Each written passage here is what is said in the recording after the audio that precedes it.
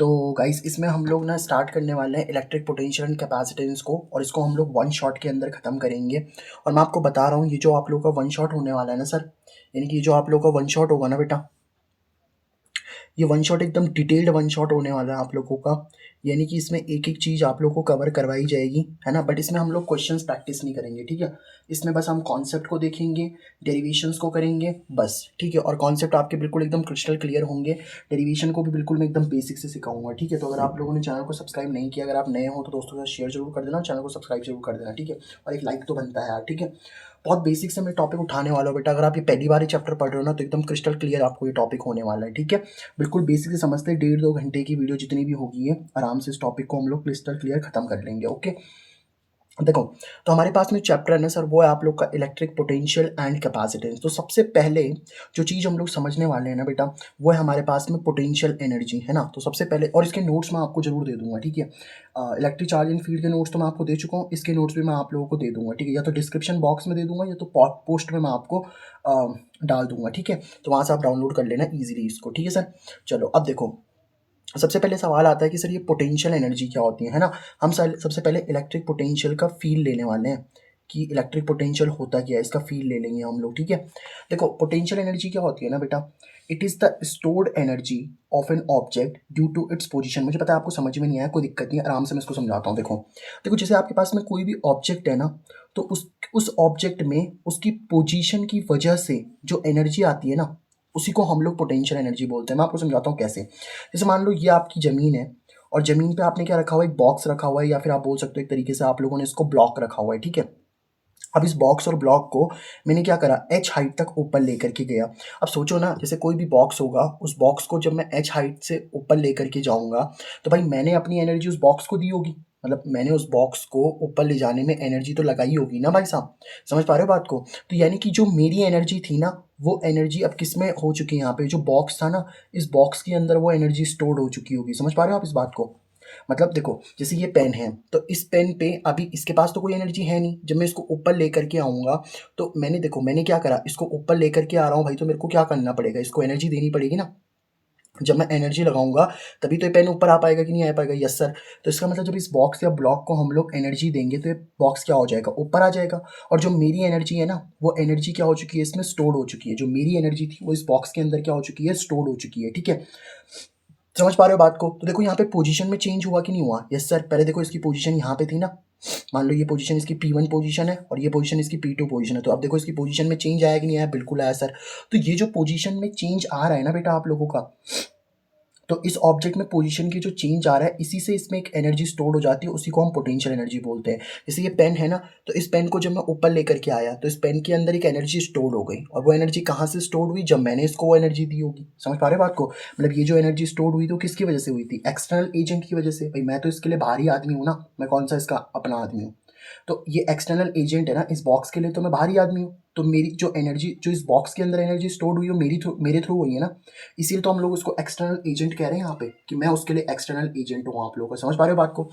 अच्छी बात बताओ, जैसे अब ये बॉक्स है ना आप लोग का, अब इस बॉक्स को अगर आप एच हाइट ऊपर लेकर के चले गए, और जैसे ये पेन था ना, इस पेन को अगर मैं ऊपर लेकर के आ गया, तो पेन को तो भाई ग्रेविटी नीचे खींच रही होगी, नहीं खींच रही होगी, बिल्कुल सर।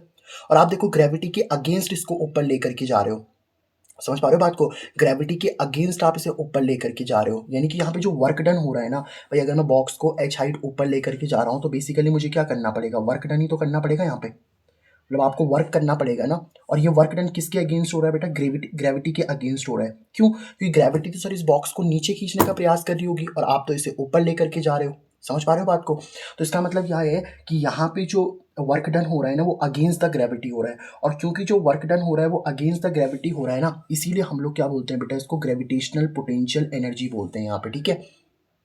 क्योंकि ग्रेविटी के अगेंस्ट यहाँ पे वर्क डन हो रहा है ना, इसीलिए हम लोगों ने इसको क्या बोल दिया, ग्रेविटेशनल पोटेंशियल एनर्जी बोल दिया, ठीक है। तो अगर आपसे कोई पूछता है कि पोटेंशियल एनर्जी क्या होती है, तो भाई जैसे मान लो ये पेन अभी यहाँ पे, अभी इसकी पोजीशन ये है ना, इस पोजीशन को अगर मैं यहाँ पे लेकर के आ जाता हूँ, तो इसकी पोजीशन चेंज हो जाएगी नहीं हो जाएगी, बताओ। तो इसी को हम लोग क्या बोल रहे हैं यहाँ पे, पोटेंशियल एनर्जी बोल रहे हैं, ठीक है। एक और एग्जाम्पल देता हूँ मैं आप लोग को। जैसे मान लो ये आपके पास में क्या है, एक स्प्रिंग है, ठीक है। और इस स्प्रिंग पे आप लोगों ने क्या कर रखा है, कोई मास ऑब्जेक्ट या फिर मतलब कोई मास है या कोई ऑब्जेक्ट है, उसको आप लोगों ने इस तरीके से मास या ऑब्जेक्ट लोड लगा रखा है इस पे। मतलब जैसे आपने देखा होगा ना, स्प्रिंग है और उस पे आपने कुछ अटैच कर रखा है मास टाइप का, कोई ऑब्जेक्ट टाइप का उस पे आपने अटैच कर रखा है, ठीक है। अब देखो अभी इसकी पोजीशन ये होगी। अब मान लो इस स्प्रिंग को आपने कंप्रेस कर दिया, जैसे वो स्प्रिंग थी ना, तो उस स्प्रिंग को हम लोगों ने क्या कर दिया बताओ, कंप्रेस कर दिया। अब जब कंप्रेस किया होगा तो ऑब्वियस सी बात है सर, आपने क्या करा होगा, आपने एनर्जी लगाई होगी ना बेटा, भाई कंप्रेस करने में एनर्जी तो लगेगी लगेगी। तो अगर जब मैं इस स्प्रिंग को कंप्रेस कर रहा हूँ तो मेरे को एनर्जी लगानी पड़ेगी नहीं लगानी पड़ेगी, बिल्कुल लगानी पड़ेगी सर। अब देखो उसकी उसकी पोजीशन अगर मान लो पहले यहाँ पे P1 पोजीशन थी, तो अब इसकी पोजीशन यहाँ पे थोड़ा सा कम हो चुकी होगी, मतलब अंदर की तरफ इसकी पोजीशन आ चुकी होगी ना, जिसको हम P2 पोजीशन बोल रहे हैं। और क्योंकि यहाँ पे देखो पोजीशन में चेंज आ रहा है कि नहीं आ रहा, बिल्कुल आ रहा है सर। अगर पोजीशन में चेंज आ रहा है तो एक पोटेंशियल एनर्जी आ जाएगी। समझ पा रहे हो आपको बात, क्योंकि पोटेंशियल एनर्जी की वजह से ही तो ऑब्जेक्ट में क्या आती है, सॉरी मतलब पोजीशन में चेंज की वजह से तो पोटेंशियल एनर्जी आती है ना यहाँ पे। तो हमने जो एनर्जी लगाई थी ना, वो स्प्रिंग ने क्या कर दी, वो एनर्जी स्टोर कर दी अपने अंदर। और उसको हम लोग क्या बोल रहे हैं यहाँ पे, इलास्टिक पोटेंशियल एनर्जी बोल रहे हैं, ठीक है। तो स्प्रिंग के अंदर जो एनर्जी स्टोर होती है उसको हम लोगों ने क्या बोल दिया, इलास्टिक पोटेंशियल एनर्जी बोल दिया। समझ पा रहे हो इस बात को, है ना। क्योंकि देखो आपने जब इसको कंप्रेस किया होगा ना, देखो जैसे यहाँ पे देखो क्या हो रहा है कि आप जब इस बॉक्स को ऊपर लेकर के आ रहे हो तो ग्रेविटी इसको नीचे खींचने का प्रयास कर रही है। तो ग्रेविटी के अगेंस्ट जो एनर्जी लगती है, मतलब ग्रेविटी के अगेंस्ट जो आप एनर्जी लगा रहे हो ना भाई, इस बॉक्स को आप तो ऊपर लेकर के जा रहे हो ना, मतलब आप तो इस पे एनर्जी ऊपर की तरफ लगा रहे हो और ग्रेविटी इसको नीचे की तरफ खींच रही है। तो उसको हम ग्रेविटेशनल पोटेंशियल एनर्जी बोल रहे हैं, क्योंकि यहाँ पे जो वर्क डन था ना, वो अगेंस्ट द ग्रेविटी हो रहा है। अच्छा एक बात बताओ, जैसे इस स्प्रिंग को आपने कंप्रेस किया, तो कंप्रेस करने के बाद होगा क्या भाई, जैसे आप कंप्रेस करोगे ना, तो जितनी देर तक आप फोर्स लगा के रखोगे स्प्रिंग कंप्रेस हो जाएगी। लेकिन जैसे ही आप स्प्रिंग मतलब जैसे आप अपनी फोर्स हटा दोगे तो स्प्रिंग वापस से अपनी ओरिजिनल पोजीशन में आ जाएगी नहीं आ जाएगी बताओ।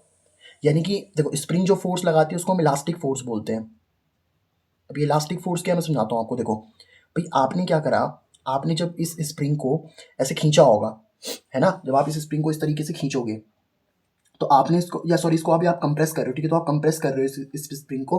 तो स्प्रिंग को जब आपने कंप्रेस किया होगा ना, तो स्प्रिंग भी तो आप पे एक फोर्स लगाएगी, क्योंकि जब आप जैसे ही छोड़ोगे ना तो स्प्रिंग वापस अपनी पोजीशन में आ जाएगी।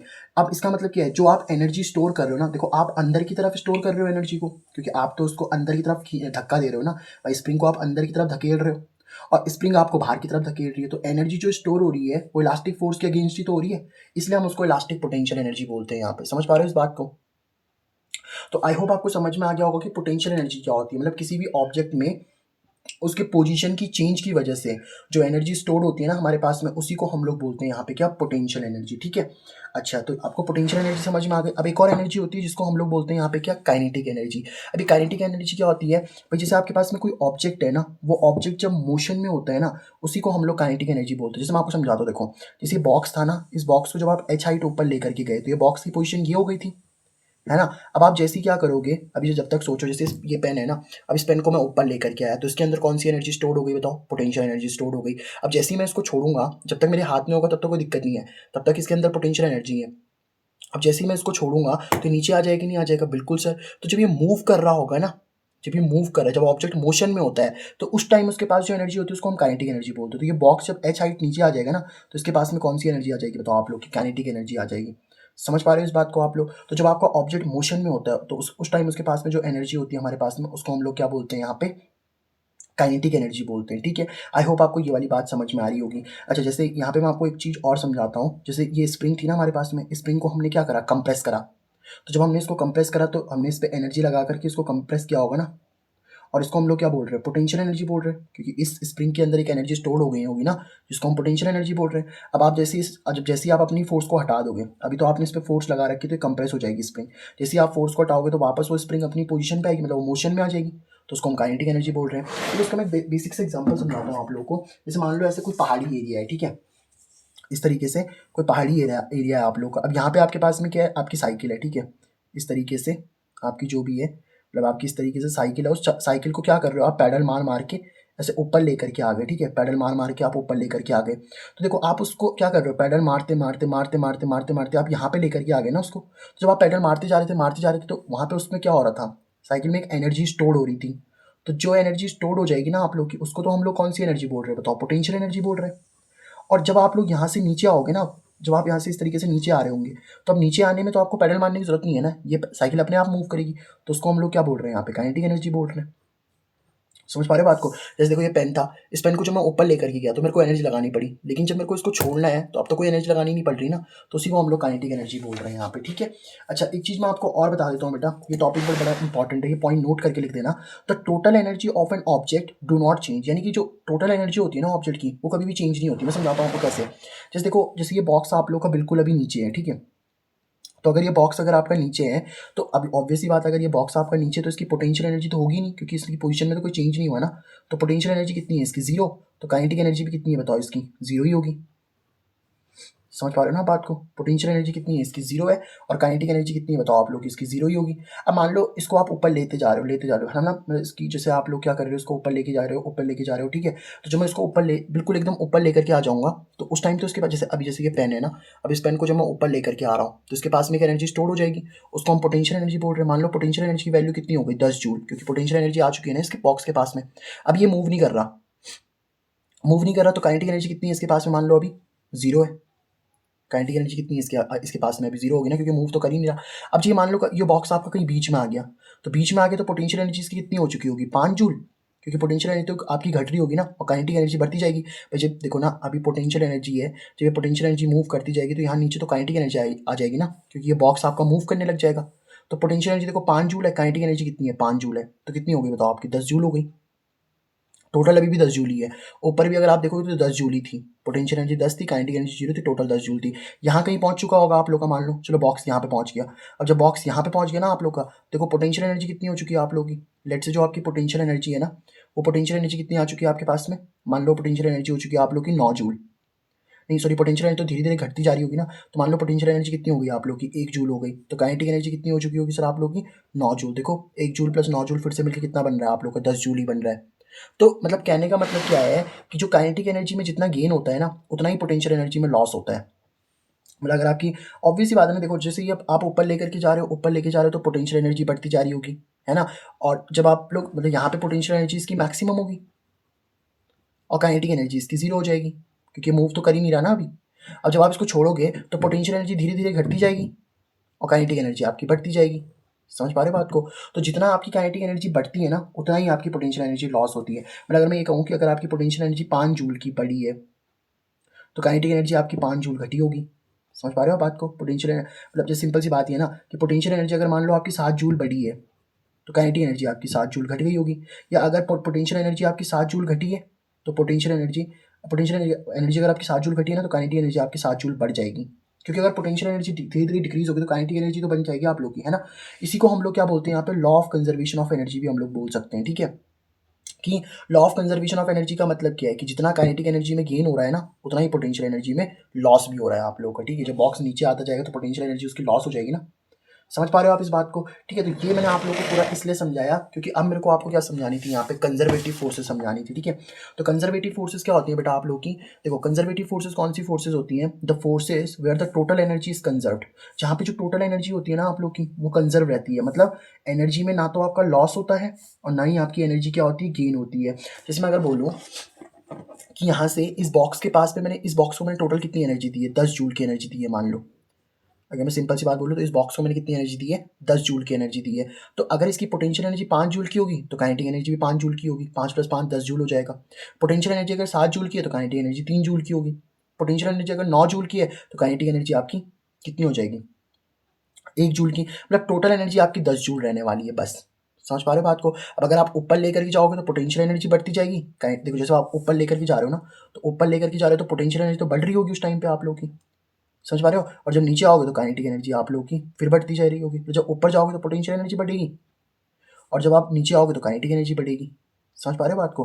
तो जितना पोटेंशियल एनर्जी बढ़ेगी उतना काइनेटिक एनर्जी कम होगी, या जितना काइनेटिक एनर्जी बढ़ेगी उतना ही पोटेंशियल एनर्जी कम होगी। ये कहने का मतलब है बस आप लोग को। समझ पा रहे हो इस बात को? है ना। आई होप आपको ये वाली बात समझ में आ गई होगी। तो यही कंजर्वेटिव फोर्सेज होती हैं आप लोग की। अब देखो ये मैंने इसलिए पढ़ाया आपको कि इलेक्ट्रोस्टैटिक फोर्स होती है ना बेटा, वो भी एक कंजर्वेटिव फोर्स ही होती है। मतलब उसमें ना तो एनर्जी का लॉस होता है, ना ही एनर्जी का गेन होता है, ठीक है। मैं आपको समझाता हूँ कैसे। देखो इलेक्ट्रोस्टैटिक का मतलब तो पता ही है ना आपको। इलेक्ट्रो मतलब चार्ज, स्टैटिक्स मतलब एट रेस्ट, यानी कि जब आपके चार्जेस रेस्ट पे होते हैं तो उसी को हम लोग इलेक्ट्रोस्टैटिक फोर्स बोलते हैं, ठीक है। अब यहाँ पे होता क्या है, मैं आपको सिंपल सी बात समझाता हूँ। देखो जैसे मान लो ये प्लस का क्यू चार्ज है। अभी प्लस क्यू चार्ज जो होता है ना बेटा आप लोग का, इसको हम लोग सोर्स चार्ज बोलते हैं, ठीक है। This is called as your source charge. अब मान लो इसके पास में क्या है, एक क्यू नॉट चार्ज था यहाँ पे, ये प्लस का क्यू नॉट चार्ज इधर था। क्यू नॉट चार्ज क्या होता है ना, इसको हम बोलते हैं कि यूनिट पॉजिटिव टेस्ट चार्ज होता है, ठीक है। मतलब ये एक टेस्ट चार्ज होता है, क्यू नॉट हमेशा टेस्ट चार्ज होता है, ये पॉजिटिव ही होता है, इसकी वैल्यू यूनिट होती है। यूनिट मतलब इसका मैग्नीट्यूड 1 होता है, या तो आपका 1 माइक्रो कूलाम होगा, या तो आपका 1 कूलाम होगा, मतलब इतनी वैल्यू होती है इसकी, ठीक है। अब देखो ये प्लस का क्यू है और क्यू नॉट भी आपका प्लस ही है, तो प्लस प्लस तो एक दूसरे को रिपेल कर रहे होंगे ना, इसी को तो हम लोग इलेक्ट्रोस्टैटिक फोर्स बोलते हैं। इलेक्ट्रोस्टैटिक फोर्स का मतलब क्या होता है, दो चार्ज एक दूसरे को रिपेल करते हैं ना। अगर प्लस क्यू है माइनस क्यू है तो अट्रैक्ट करेंगे, प्लस क्यू है तो रिपेल करेंगे, और माइनस क्यू तो भी रिपेल करेंगे आप लोग के। समझ पा रहे हो बात को। अब देखो सिंपल सी बात है, इसका मतलब ये क्या है कि प्लस क्यू जो है ना क्यू नॉट को रिपेल कर रहा है, और अगर आप चाहते हो कि इस प्लस क्यू नॉट को मैं इस पी पॉइंट पे लेकर के आऊँ, मतलब ये जो प्लस का क्यू नॉट है ना, इसको मैं पी पॉइंट पे लेकर के आना चाह रहा हूँ, तो भाई ऑब्वियसली बात है मुझे एनर्जी लगानी पड़ेगी। मान लो मैंने कितनी एनर्जी लगाई यहाँ पे, 10 जूल की एनर्जी लगाई, ठीक है। और ये क्यू नॉट कहीं कहाँ है बेटा, आप लोग का अभी इन्फिनिटी पे है, ठीक है। तो इन्फिनिटी से उठा करके अगर मुझे इस पी पॉइंट पे लेकर के आना है इस क्यू नॉट चार्ज को, तो मुझे एनर्जी लगानी पड़ेगी। कितनी एनर्जी लगानी पड़ेगी मेरे को यहाँ पे, 10 जूल की एनर्जी लगानी पड़ेगी। समझ पा रहे हो ना आप बात को। भाई अगर इस क्यू नॉट को मुझे यहाँ पे उठा के लेकर के आना, तो एनर्जी तो लगानी पड़ेगी ना। समझ पा रहे हो बात को। मान लो 10 जूल की एनर्जी लगाना है, हम 10 जूल की एनर्जी लगा रहा हूँ मैं अभी यहाँ पे, ठीक है। और ये चार्ज कहाँ रखा है आप लोग का, अभी इन्फिनिटी पे रखा हुआ है। अब सोचो ये प्लस का क्यू इस क्यू नॉट को रिपेल कर रहा होगा, और आप इस क्यू को क्या लेकर के, इस क्यू नॉट को इस पॉइंट पे लेकर के आ रहे हो। तो देखो ये वाला चार्ज इस चार्ज को किस फोर्स से रिपेल कर रहा है, इलेक्ट्रोस्टैटिक फोर्स से रिपेल कर रहा है, और आप इसको एनर्जी स्टोर करवा रहे हो यहाँ पे, है ना।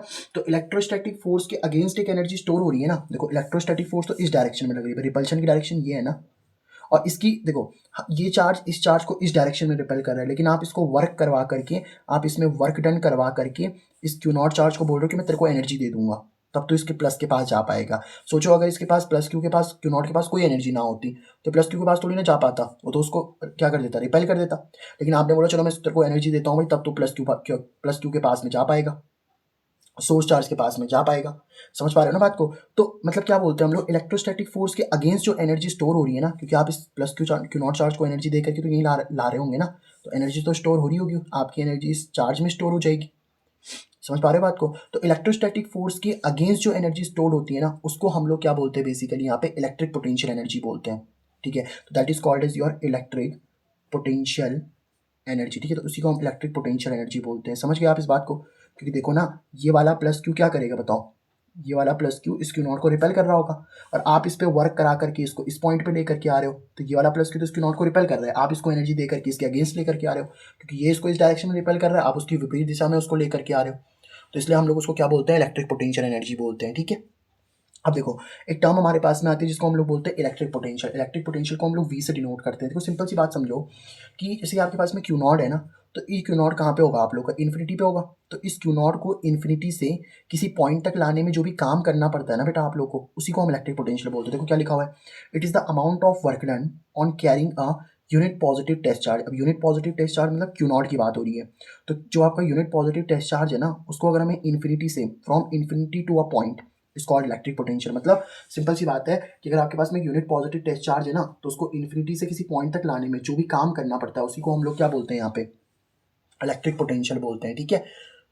ये बात आपको समझ में आ गई होगी कि इन्फिनिटी से, देखो ये चार्ज आपका क्यू नॉट चार्ज कहाँ था, इन्फिनिटी पे था ना, तो इन्फिनिटी से किसी चार्ज को किसी पॉइंट तक लाने में जो भी काम करना पड़ता है, उसी को हम लोग क्या बोलते हैं, इलेक्ट्रिक पोटेंशियल बोलते हैं। तो वी क्या हो गया, work done by external agent. अब वो सिंपल सी बात है भाई, इस क्यू नॉट पे काम तो मुझे ही करना पड़ेगा ना, और इसके लिए तो मैं एक्सटर्नल एजेंट हूँ।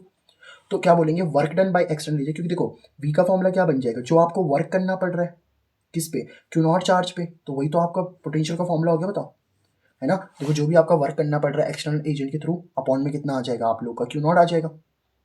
समझे इस बात को आप लोग, है ना। तो इन्फिनिटी से किसी भी चार्ज को किसी पॉइंट तक लाने में जो भी काम करना पड़ता है बेटा, उसी को हम लोग इलेक्ट्रिक पोटेंशियल बोलते हैं, ठीक है। वी का फॉर्मूला भी बन जाता है डब्ल्यू अपॉन क्यू नॉट। ऐसा यूनिट क्या हो जाएगी इसकी, वी की। देखो आपका जो एक्सटर्नल फोर्स, मतलब जो एक्सटर्नल वर्क है ना आप लोगों का, वर्क है जो बेसिकली एक्सटर्नल वर्क, मतलब जो बाहर के आदमी ने काम किया होगा ना, तो देखो वर्क की यूनिट क्या होती है, जूल, और क्यू नॉट क्या है, चार्ज, चार्ज की यूनिट क्या होती है, कुलाम, और जूल पर कुलाम को क्या बोलते हैं बेटा हम लोग, वोल्ट भी बोल देते हैं, ठीक है। तो joule per coulomb is also called as your volt. अच्छा कई बार पेपर में अगर आता है ना, 1 वोल्ट को डिफाइन करो, देखो 1 वोल्ट को आप डिफाइन कर सकते हो, वोल्ट की वैल्यू 1 वोल्ट कब होगी, जब आपका जूल भी 1 जूल हो जाए और कुलाम भी कितना हो जाए, 1 कुलाम हो जाए। अब जूल 1 जूल होने का मतलब क्या है, अगर हम लोग 1 जूल का वर्क करें 1 कुलाम के चार्ज पे, है ना। जैसे मान लो ये मेरे पास में क्यू नॉट चार्ज है, क्यू नॉट चार्ज की वैल्यू 1 कुलाम है, अब इस 1 कूलाम के चार्ज को अगर मुझे किसी पॉइंट पी तक लेकर के आना है तो मुझे वर्क करना पड़ेगा। मान लो मैं 1 जूल का वर्क कर रहा हूँ, तो 1 जूल का वर्क किया जाता है ना अगर 1 कूलाम के चार्ज पे, तो उस टाइम पे जो पोटेंशियल निकल के आता है वो 1 वोल्ट होता है आप लोगों का, ठीक है। तो this is your electric potential. I hope आपको इलेक्ट्रिक पोटेंशियल समझ में आ गया होगा, ठीक है।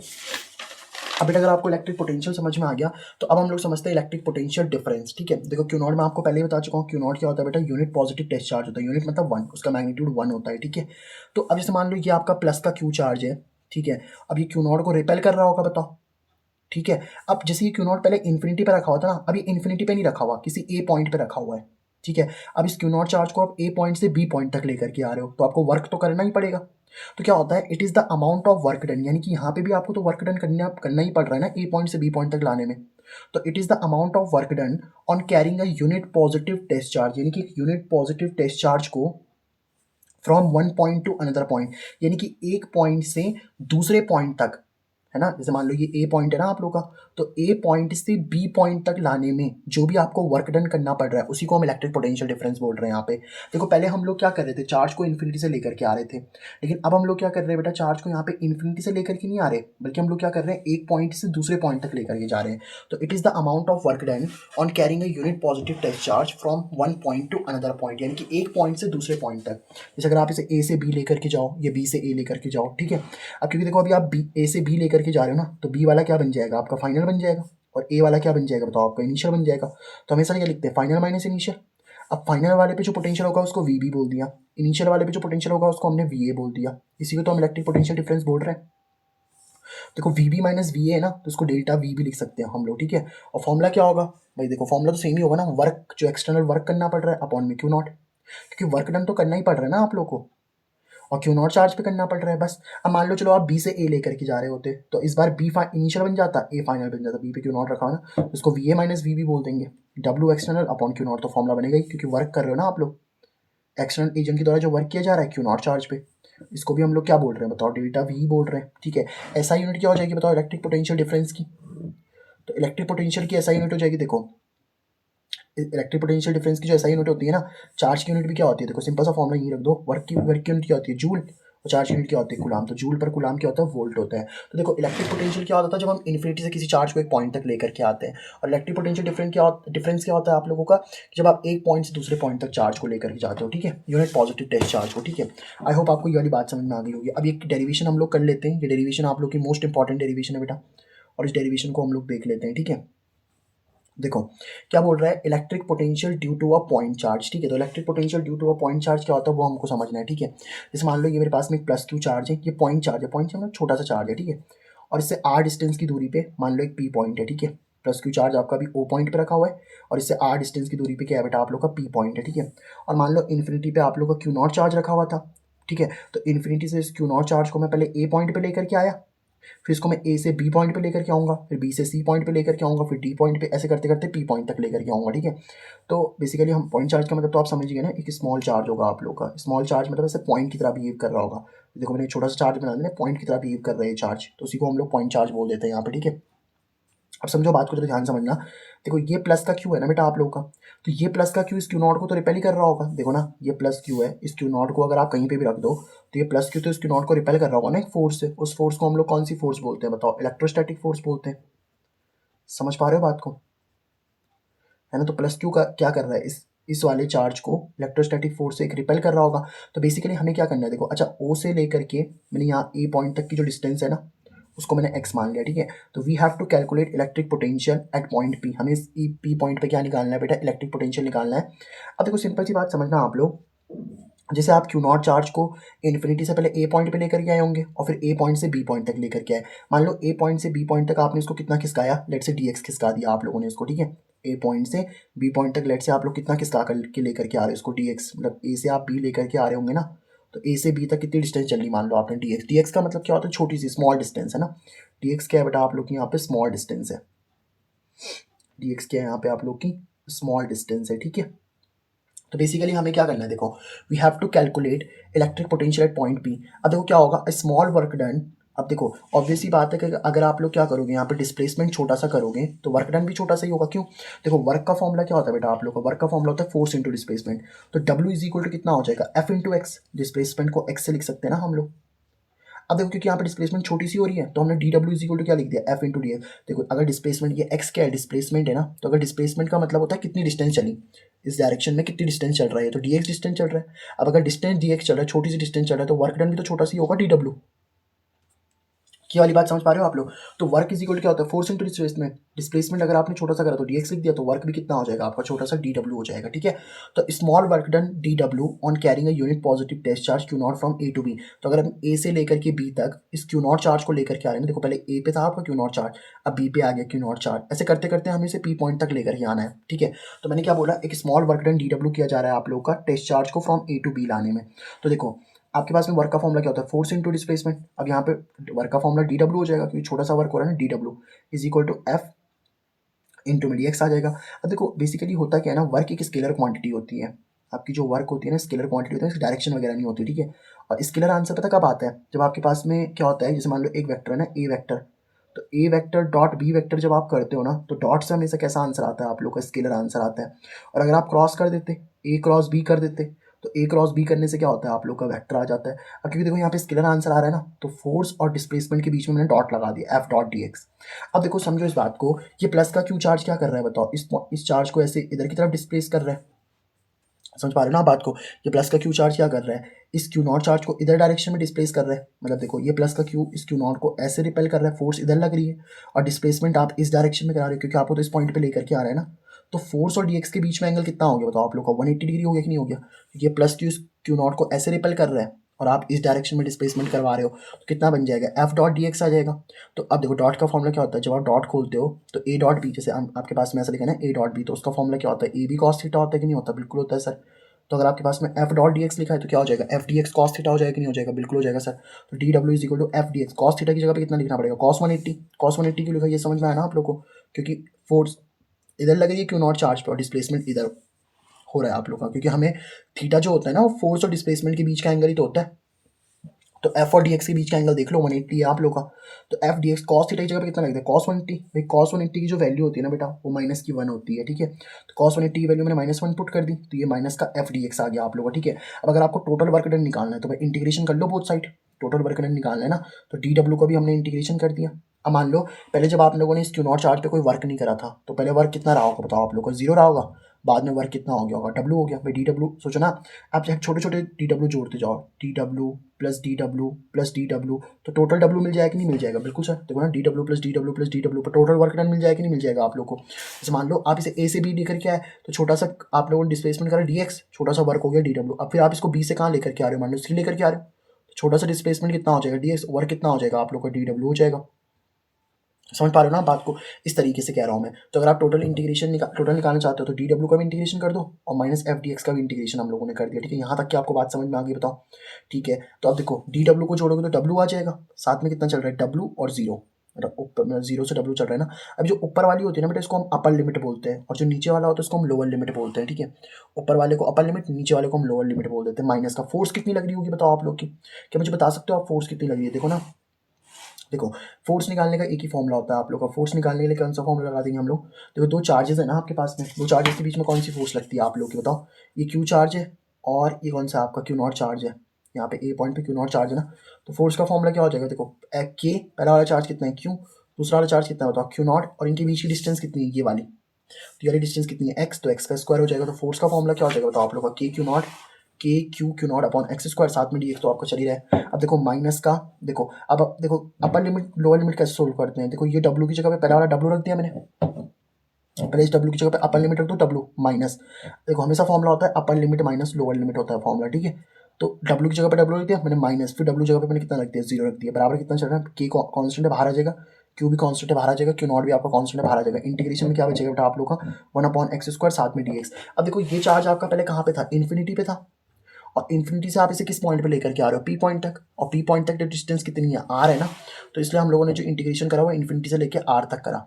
साथ में अंदर क्या बचा होगा भाई, ये सब तो बाहर निकल गया था ना, तो 1/x स्क्वायर ही तो बचा होगा, साथ में dx आ गया होगा। इसके आगे कुछ नहीं तो 1 लिख सकते हैं ना, तो 1/x स्क्वायर dx ही तो बचा होगा। देखो माइनस का के क्यू नॉट तो आपका बाहर आ जाएगा, इसका इंटीग्रेशन करो, 1/x स्क्वायर का इंटीग्रेशन कर सकते हो बताओ आप लोग। 1/x स्क्वायर का जब आप इंटीग्रेशन करोगे ना, देखो मैं चलो आपको समझाता हूँ 1/x स्क्वायर का इंटीग्रेशन कैसे होगा। आपको x की पावर n का फॉर्मूला पता है क्या, देखो एक्स की पावर एन डी एक्स का जो फॉर्मूला होता है ना बेटा, वो होता है आपके पास में कितना, एक्स की power N plus one upon में कितना एन प्लस वन, ये फॉर्मूला होता है। ठीक है, तो अगर मुझे किसका इंटीग्रेशन निकालना है बताओ, इंटीग्रेशन निकालना था वन अपॉन एक्स स्क्वायर का, इंटीग्रेशन निकालना है मुझे किसका, वन अपॉन एक्स स्क्वायर का। तो अगर मुझे इंटीग्रेशन निकालना है one upon x square D x का, तो इसको कैसे निकालेंगे, ये एक्स की पावर टू है ना, ऊपर जाके एक्स की पावर माइनस का टू बन जाएगा, साथ में डी एक्स तो चली रहा है आप लोग का। अब इसको एक काम करो, इसको हम लोग एन मान लेते हैं। ठीक है, तो इंटीग्रेशन एक्स की पावर एन की जगह पे कितना रख देंगे, माइनस का टू प्लस का वन, यहाँ भी एन की जगह पे कितना रख देंगे, माइनस का टू प्लस का वन, तो कितना आ जाएगा बताओ, अब इंटीग्रेशन तो कर ही रहे हैं हम लोग ना। तो एक्स की power minus two plus one कितना होता है, माइनस का one, minus two plus one कितना होता है, माइनस का वन। ये माइनस चाहो तो आप आगे लगा दो। अब एक्स की पावर देखो नेगेटिव है और नीचे जाके क्या बन जाएगी, पॉजिटिव बन जाएगी, तो एक्स की पावर प्लस वन, और एक्स की पावर प्लस वन मतलब कितना होता है, एक्स ही होता है, माइनस तो आगे चल ही रहा है। तो यानी कि वन अपॉन एक्स स्क्वायर का इंटीग्रेशन कितना हो गया, माइनस का वन अपॉन एक्स, तो ये वैल्यू हम लोग पुट कर लेते हैं यहाँ पे, है ना।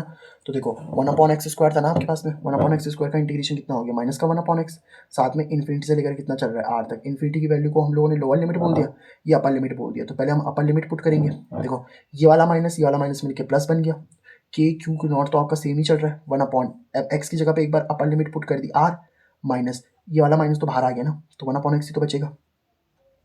फिर one upon lower limit put कर दो इन्फिनिटी। अब देखो वन अपॉन इन्फिनिटी जो होता है ना बेटा आप लोगों का, वन अपॉन इन्फिनिटी कितना होता है आपके पास में, जीरो होता है। तो वन अपॉन इन्फिनिटी अगर जीरो होता है तो सर क्या बचेगा, डब्ल्यू इज इक्वल टू बचेगा के क्यू क्यू नॉट और अपॉन में कितना आर। अब देखो पोटेंशियल का फॉर्मूला क्या होता है, W upon Q naught, V is equal to, अभी बताया था ना आपको, W upon Q naught. W की जगह पे कितना आ जाएगा, के क्यू क्यू नॉट आ जाएगा, साथ में अपॉन आर भी चली रहा है, और ये वाला क्यू नॉट इधर जाके मल्टीप्लाई हो जाएगा आपके पास में।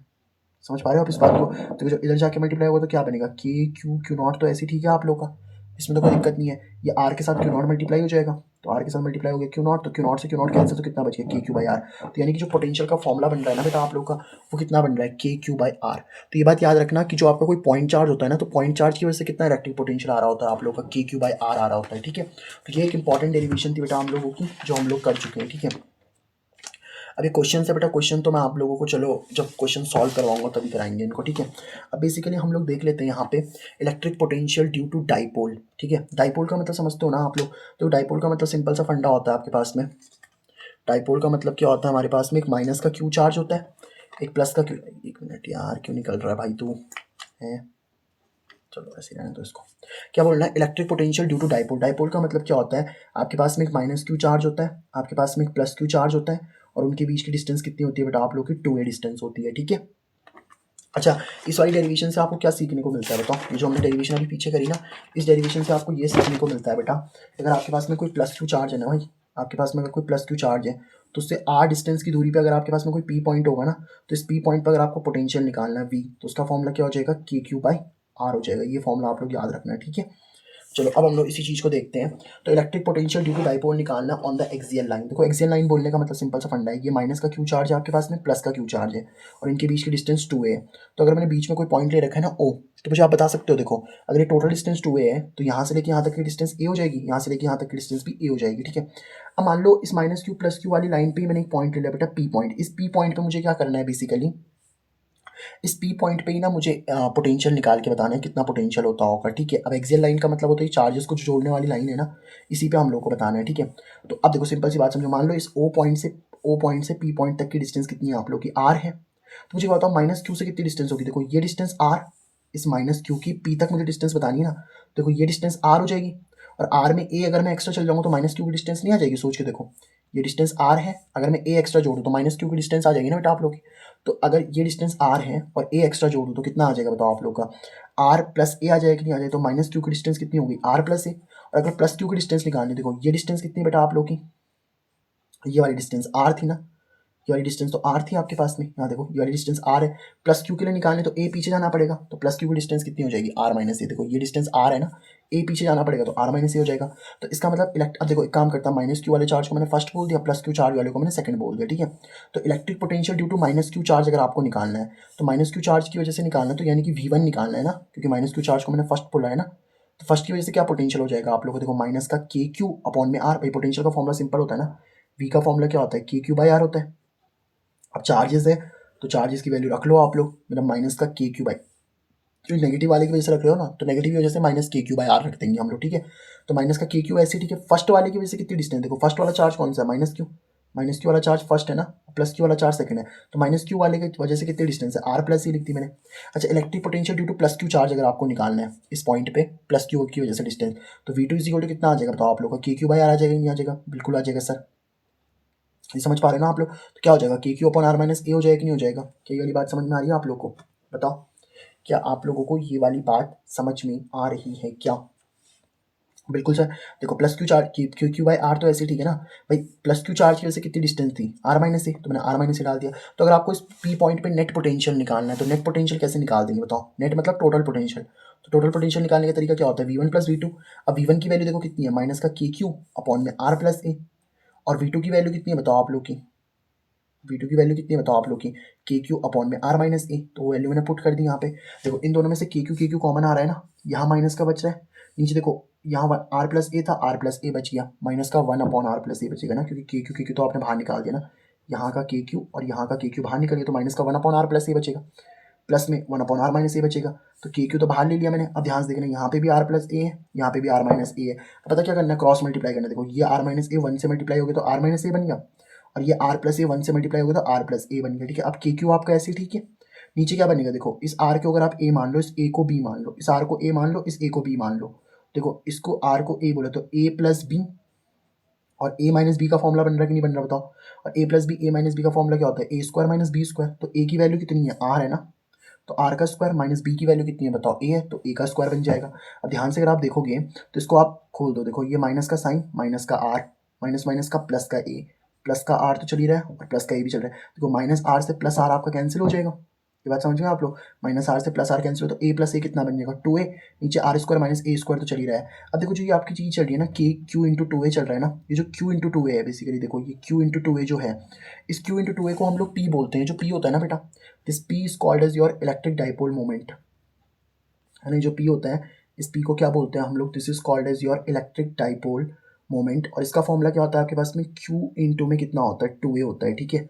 तो P इज इक्वल टू होता है बेटा आप लोग का क्यू इंटू टू ए, तो इसकी वैल्यू देखो कितनी आ जाएगी, क्यू इंटू टू ए की वैल्यू P आ गई, आर स्क्वायर, ये ए जो होता है ना बेटा आप लोग का, आर जो होता है वो ए से बहुत ज़्यादा बड़ा होता है, देख लो क्लियरली आप देख सकते हो ना, ये जो आर है ये ए से बहुत ज़्यादा ग्रेटर है कि नहीं है बताओ, और अगर ऐसा सीन है आर अगर ए से बहुत ज़्यादा बड़ा है तो ए की वैल्यू लगभग जीरो हो जाती है, तो जीरो का स्क्वायर हो गया, साथ में क्या चल रहा है, के पी आर स्क्वायर बचेगा, जीरो का स्क्वायर तो हटाओ ना, तो के पी अपॉन आर स्क्वायर हो गया ना, क्योंकि ए लगभग जीरो हो गया था। तो नेट पोटेंशियल जो एक्सियल पे आ रहा है वो कितना आ रहा है बताओ, के पी अपॉन आर स्क्वायर आ रहा है कि नहीं आ रहा। तो ये बात याद रखना, एक्सियल लाइन पे जो नेट इलेक्ट्रिक पोटेंशियल आ रहा है ना बेटा आप लोग का, एक्सियल लाइन पे जो नेट इलेक्ट्रिक पोटेंशियल आ रहा है, नेट इलेक्ट्रिक पोटेंशियल जो आ रहा है, वी मतलब पोटेंशियल जो एक्सियल लाइन पे आ रहा है वो कितना आ रहा है बेटा आप लोग का, के क्यू अपॉन में कितना आर स्क्वायर आ रहा है, ठीक है, के क्यू अपॉन आर स्क्वायर, ठीक है। आई होप आपको ये वाली बात समझ में आ गई होगी, ठीक है। अब हम लोग देखते हैं यहाँ पे और दूसरी डेरिवेशन करते हैं, that is your electric potential due to dipole ही निकालना है बट इक्वेटोरियल लाइन पे निकालना। अब ये इक्वेटोरियल लाइन का मतलब क्या होता है मैं आपको समझाता हूँ, देखो जैसे ये माइनस का क्यू चार्ज है आपके पास में और ये प्लस का क्यू चार्ज है, इनके बीच की डिस्टेंस 2a है, ठीक है। तो मुझे एक बात बताओ, यहाँ से यहाँ तक की डिस्टेंस भी a हो जाएगी, यहाँ से यहाँ तक की डिस्टेंस भी a हो जाएगी, क्योंकि डाइपोल तो वही होता है ना, माइनस क्यू प्लस क्यू, उनके बीच की डिस्टेंस a। फिर से मैंने इस माइनस क्यू चार्ज को फर्स्ट बोल दिया, प्लस क्यू चार्ज को मैंने सेकंड बोल दिया, कोई दिक्कत तो नहीं है बताओ इसमें, इसमें तो आप इजीली निकाल सकते हो ना। अब देखो एक बात आप मुझे समझा सकते हो क्या ईजिली, देखो अगर मैं इस मिड पॉइंट से जो ओ है ना, इस मिड पॉइंट से अगर मैं एक परपेंडिकुलर डाल दूँ इस तरीके से, ये 90 डिग्री का एंगल बनाता हुआ दिख रहा होगा आप लोग को, ऐसे 90 डिग्री का एंगल, ये भी 90 डिग्री का एंगल बनाते हुए दिख रहा है, तो जो 90 डिग्री पे एंगल दिख रहा है ना आपको, इसी को हम परपेंडिकुलर बोलते हैं। देखो पी पॉइंट आपका ऐसे परपेंडिकुलर पे है ना, तो इसी को हम लोग इक्वेटोरियल लाइन बोल रहे हैं। इक्वेटोरियल लाइन का मतलब होता है कि इस लाइन के परपेंडिकुलर वाले पे आप पॉइंट निकाल रहे हो, ठीक है। अब देखो ये डिस्टेंस ए है, इस डिस्टेंस को मैंने आर बोल दिया, ठीक है। तो मुझे आप बता सकते हो माइनस क्यू से पी तक की कितनी डिस्टेंस होगी। देखो आप इस ट्राइंगल को ले लो, ओ पी और इसका ए नाम दे दिया मैंने, ठीक है। तो आप इस ट्राइंगल ओ ए पी को देखना, ओ ए पी को, देखो ये एंगल यहाँ पे 90 बन रहा है ना आप लोग का, ये वाला एंगल 90 है ना, तो यहाँ पे मैंने 90 ले लिया, ठीक है। ये डिस्टेंस कितनी है बेटा आप लोग की, ए है, मैंने ए ले ली। ये डिस्टेंस कितनी है, आर है, आर ले ली, ठीक है। 90 के सामने हाइपोटेन्यूज होता है आप लोगों का, कोई दिक्कत तो नहीं है। और ये एंगल कितना है, परपेंडिकुलर, इसको हमने बेस बोल दिया, ठीक है। तो आपको पता है ट्राइंगल ओ ए पी में, इस ओ ए पी ट्राइंगल में अगर आप पीजीटी लगाते हो, पीजीटी मतलब पाइथागोरस थ्योरम, तो पाइथागोरस थ्योरम क्या होती है बेटा, हाइपोटेन्यूज का स्क्वायर इक्वल टू परपेंडिकुलर का स्क्वायर प्लस बेस का स्क्वायर। तो हाइपोटेन्यूज कितना बताओ आप लोग का, एपी, तो एपी का स्क्वायर आ जाएगा बराबर परपेंडिकुलर कितना है बेटा आप लोग का, ये आर है, तो आर का स्क्वायर प्लस बेस कितना है, ए, तो ए का स्क्वायर, तो एपी का स्क्वायर है ना, स्क्वायर हटाओगे तो देखो हाइपोटेन्यूज तो एपी था ना आप लोग का, ये एपी, तो अगर आप इसका स्क्वायर हटाओगे तो क्या आ जाएगा, यहाँ रूट आ जाएगा, साथ में आर प्लस ए स्क्वायर, मतलब जो ये डिस्टेंस आ रही है ना बेटा आर स्क्वायर प्लस ए स्क्वायर आ रही है, तो ए आर, तो ये distance under root are square plus A square, और ये डिस्टेंस भी कितनी आ जाएगी, under root are square plus A square. अब अगर आपको माइनस क्यू चार्ज की वजह से इलेक्ट्रिक पोटेंशियल निकालना है, तो माइनस क्यू को मैंने फर्स्ट बोला है, तो V1 कितना आ जाएगा, माइनस का के क्यू बाई आर आ जाएगा कि नहीं आ जाएगा, बिल्कुल आ जाएगा सर। माइनस का के क्यू तो ऐसे चल रहा है, आर की वैल्यू कितनी आ जाएगी, चलो चेक करो, मतलब देखो माइनस क्यू से पी पॉइंट तक की डिस्टेंस कितनी है, under root are square plus A square है ना, तो ये तो फॉर्मुला आ जाएगा, क्योंकि इलेक्ट्रिक पोटेंशियल का फॉर्मुला होता है के क्यू बाई आर। तो अगर माइनस का लगा रहे तो माइनस लिख दो, प्लस का है तो प्लस का लिख दो, आर डिस्टेंस तो माइनस, क्योंकि यहाँ से यहाँ तक यही है ना। Electric potential due two plus Q charge निकालना है, तो प्लस क्यू चार्ज की वजह से कितना हो जाएगा V2 के क्यू बाई आर, पोटेंशियल का फॉर्म में तो के क्यू बाई आर ही होता है ना, तो के क्यू आर डिस्टेंस कितनी हो जाएगी बताओ, अब यहाँ से यहाँ तक कितनी डिस्टेंस है, वो भी वही है, under root are square plus A square. तो अगर आपको नेट पोटेंशियल निकालना है इस पी पॉइंट पर, अगर आपको नेट पोटेंशियल निकालना है ना, तो net potential at P point पता कितना हो जाएगा, V net is equal to V1 plus V2, total निकाल रहे हो ना आप लोग, तो V1 की वैल्यू कितनी है, माइनस का K Q upon under root are square plus A square, और V2 की वैल्यू भी कितनी है, प्लस का K Q upon under root are square plus A square. इससे ये कैंसिल हुआ तो नेट पोटेंशियल कितना आ गया आप लोग का, जीरो आ जाएगा। तो ये बात याद रखना बेटा, इक्वेटोरियल लाइन पे जो आपका नेट पोटेंशियल आ रहा है ना, आ रहा होता है ना, वो कितना आ रहा होता है बेटा आप लोग का, जीरो आ रहा होता है। आई होप आपको ये वाली बात समझ में आ गई होगी, ठीक है। अब हम लोग एक काम करते हैं, अब हम लोग इसकी दूसरी डेरिवेशन करते हैं बेटा, ये बहुत इंपॉर्टेंट डेरिवेशन है, this is the most important derivation I would rather से, ठीक है। ध्यान से आप इस बात को समझोगे तो आपको इजीली समझ में आ जाएगा, ठीक है, ऐसी कोई दिक्कत है नहीं। Electric potential due to dipole at general point, देखो अभी हमने एक्सियल लाइन पे निकाला, फिर हम लोगों ने इक्वेटोरियल लाइन पे निकाला, ठीक है। अब हम लोग बेसिकली क्या करने वाले हैं, हमारे पास में कोई भी जनरल पॉइंट होगा और उस जनरल पॉइंट पे हम लोग निकालेंगे। मतलब क्या है सर इस बात का, देखो जैसे आपके पास में ये था ना कि आपके पास में पहले माइनस का क्यू चार्ज था, आपके पास में प्लस का क्यू चार्ज था, ठीक है, इस तरीके से ना आपके पास में चार्ज, पहले आपने क्या करा था, इनकी एक्सियल लाइन पे रख दिया था इस तरीके से, यहाँ पे पॉइंट को रख दिया, फिर आपने इक्वेटोरियल लाइन पे रख दिया इस तरीके से 90 डिग्री पे रख दिया, है ना। तो अब हम लोग क्या करने वाले हैं बेसिकली यहाँ पे, अब हम लोग किसी भी जनरल पॉइंट पे रख देंगे, जैसे मतलब मैं आपको समझाता हूँ क्या कह रहा हूँ मैं। जैसे मान लो ये मेरे पास में क्या है, माइनस का क्यू चार्ज है, और ये मेरे पास में क्या है बताओ, प्लस का क्यू चार्ज है, ठीक है, इस तरीके से है। इनके बीच की डिस्टेंस कितनी होती है बताओ आप लोग की, 2a डिस्टेंस होगी नहीं होगी, यस सर, इनके बीच की डिस्टेंस कितनी हो जाएगी बेटा आप लोग की, 2a हो जाएगी, है ना। अब हम लोगों ने क्या रहा है, इस वाली लाइन से ना मैं किसी भी पॉइंट P पे आ जाता हूँ, लेट से ये पॉइंट आप लोगों का क्या है, P पॉइंट है, इस P पॉइंट पे अब मुझे इलेक्ट्रिक पोटेंशियल निकालना है। अब देखो ये तो क्या कर रहा है, आप लोग को थीटा एंगल बनाते हुए दिख रहा होगा, तो मतलब जनरलाइज हो गया ना, किसी थीटा एंगल पे बनाते हुए दिख रहा होगा आप लोगों को, कोई दिक्कत तो नहीं है बताओ इसमें, क्या ये वाली बात आप लोगों को समझ में आ गई, ठीक है। अब एक काम करना आप लोग, इसको कुछ नाम देते हैं, लेट से ये आप लोग का ए है, इस वाले पॉइंट को हमने ए बोल दिया, और ये वाला जो पॉइंट है बेटा इसको हम लोगों ने बी बोल दिया, ठीक है। तो मैंने इस ए को पी से जोड़ दिया इस तरीके से, और इस बी को भी मैंने किससे जोड़ दिया बताओ, पी से जोड़ दिया। अब आपको ये वाली बात समझ में आ रही होगी, है ना। अभी देखो ये वाली जो लाइन है ना आप लोगों को, ये लाइन थोड़ा सा बड़ी दिख रही होगी आप लोगों को, और ये लाइन थोड़ा छोटी दिख रही होगी। अब मैं इसको थोड़ा सा आगे इस तरीके से एक्सटेंड कर दूँ बताओ, अब इस लाइन को मैं इस तरीके से थोड़ा सा एक्सटेंड कर दूँ, और इस पर एक परपेंडिकुलर गिरा दूँ, है ना, और इसका कुछ नाम देता हूँ मैं, लेट इट बी एन बोल देता हूँ इसको, ठीक है। ये मैंने परपेंडिकुलर गिरा दिया इस तरीके से, इसमें तो कोई दिक्कत नहीं ना, परपेंडिकुलर गिरा। अब देखो आपको ना ये जो देखो, पहले इस पॉइंट को लेट से ओ बोल देते हैं, जो ओपी था ना ये कहीं से भी एपी के बराबर नहीं था, लेकिन अभी जो एपी है ना बेटा आप लोग का, ये एनपी के बराबर आपको कहीं ना कहीं से दिख रहा होगा। मतलब ये जो आप लोग का एपी है ना, ये एपी आपको कहीं ना कहीं से किसके बराबर दिख रहा होगा, पीएन के बराबर। तो ये जो एपी है ना वो लगभग आपको किसके बराबर दिख रहा है, पीएन के बराबर दिख रहा है, नहीं दिख रहा बताओ। ये हमने डायग्राम से तो किया, मैंने इस पी को क्या करा, देखो मैंने इस ओ को थोड़ा एक्सटेंड कर दिया और इस पर एक परपेंडिकुलर डाल दिया इस तरीके से 90 डिग्री का। समझ पा रहे हो आप बात को। तो ए पी और पी एन लगभग बराबर दिख रहे होंगे, नहीं दिख रहे होंगे, बिल्कुल सर। तो फ्रॉम डायग्राम क्या बोल सकते हो बेटा आप लोग, ए पी किसके बराबर है, आप लोग का पी एन के बराबर है, ठीक है। क्या यहाँ तक आपको बात समझ में आई बताओ, ठीक है। अभी हम कैसे निकालेंगे इसको तो मैं आपको भी समझा दूंगा, उसकी कोई दिक्कत नहीं है, बट पहले आपको ये वाला समझ में आया ना, ए पी लगभग आपको पी एन के बराबर दिख रहा होगा, ठीक है। अब देखो एक और चीज़ मैं आपको समझाता हूँ, जैसे मैं आपको एक चीज़ समझा रहा हूँ कि अभी देखो ये ओ पी है ना, ओ पी, ये ओ पी आपको बी पी से बड़ा ही दिख रहा होगा, जो ओपी है ना ये बीबी से बड़ा दिख रहा है, तो एक काम करते हैं इस पर भी एक परपेंडिकुलर डाल देते हैं। मान लो ये परपेंडिकुलर कितना बोल दिया हम लोगों ने, इसको इसको हम नाम देते हैं एम, दे देते हैं परपेंडिकुलर को नाम, ठीक है। एम एम नाम दे दिया ना मैंने इसको, ठीक है। तो अब देखो आपको कहीं ना कहीं बीपी जो है ना पीएम के बराबर दिख रहा होगा, बीपी जो है वो लगभग किसके बराबर दिख रहा होगा आप लोग को, पीएम के बराबर। समझ पा रहे हो बात को। देखो ये बीपी है और ये पीएम है। अब आपको कहीं ना कहीं से देखो बीपी किसके बराबर दिख रहा होगा आप लोगों को, पीएम के बराबर। तो ये चीज़ आपको डायग्राम से मैंने फिर लिख रखी है कि बीपी बराबर क्या दिख रहा है आपको, पीएम दिख रहा है, ठीक है। तो पहले इतना क्या काम किया आपको समझ में आया आप लोग को बताओ, ठीक है। अब मुझे बात बताओ एपी बराबर किसके चल रहा था, पीएन के, है ना। जो ये एपी है, ये एपी है ना, एपी किसके बराबर चल रहा है, पीएन की चल रहा है। तो एपी बराबर क्या लिख सकता हूँ मैं, ध्यान से देखना, ये जो पीएन है ना बेटा आप लोगों का, पीएन, पीएन को दो पार्ट में नहीं तोड़ा जा सकता आप लोगों का। देखो ये पीएन जो है, पीएन इसको दो पार्ट में तोड़ सकते हैं ना, ओपी प्लस में ओ एन, ओ से लेके पी तक, और ओ से लेके एन तक, तो इसको हम क्या तोड़ सकते हैं बताओ, ओपी प्लस ओ एन तोड़ सकते हैं कि नहीं तोड़ सकते। अब एपी बराबर ध्यान से देखना, ओपी की वैल्यू ये वाली वैल्यू, इसको तो हम चलो आर ले लेते हैं, ठीक है। ओ से लेके पी तक की डिस्टेंस को कितना मान लिया हमने, आर। देखो ओ से लेकर के पी तक की डिस्टेंस को मैंने आर भी मान रखा है, यहाँ से ओ से लेके पी तक वाली जो डिस्टेंस थी ना उसको मैंने आर मान रखा था, आर मैंने यहाँ पे लिख दिया, ठीक है। इसमें तो कोई दिक्कत नहीं है, बताओ। तो इसको तो मैंने आर लिख दिया। अब ये ओ एन कैसे निकालेंगे हम लोग, सवाल ये आता है कि ओ एन कैसे निकालेंगे हम लोग, ठीक है।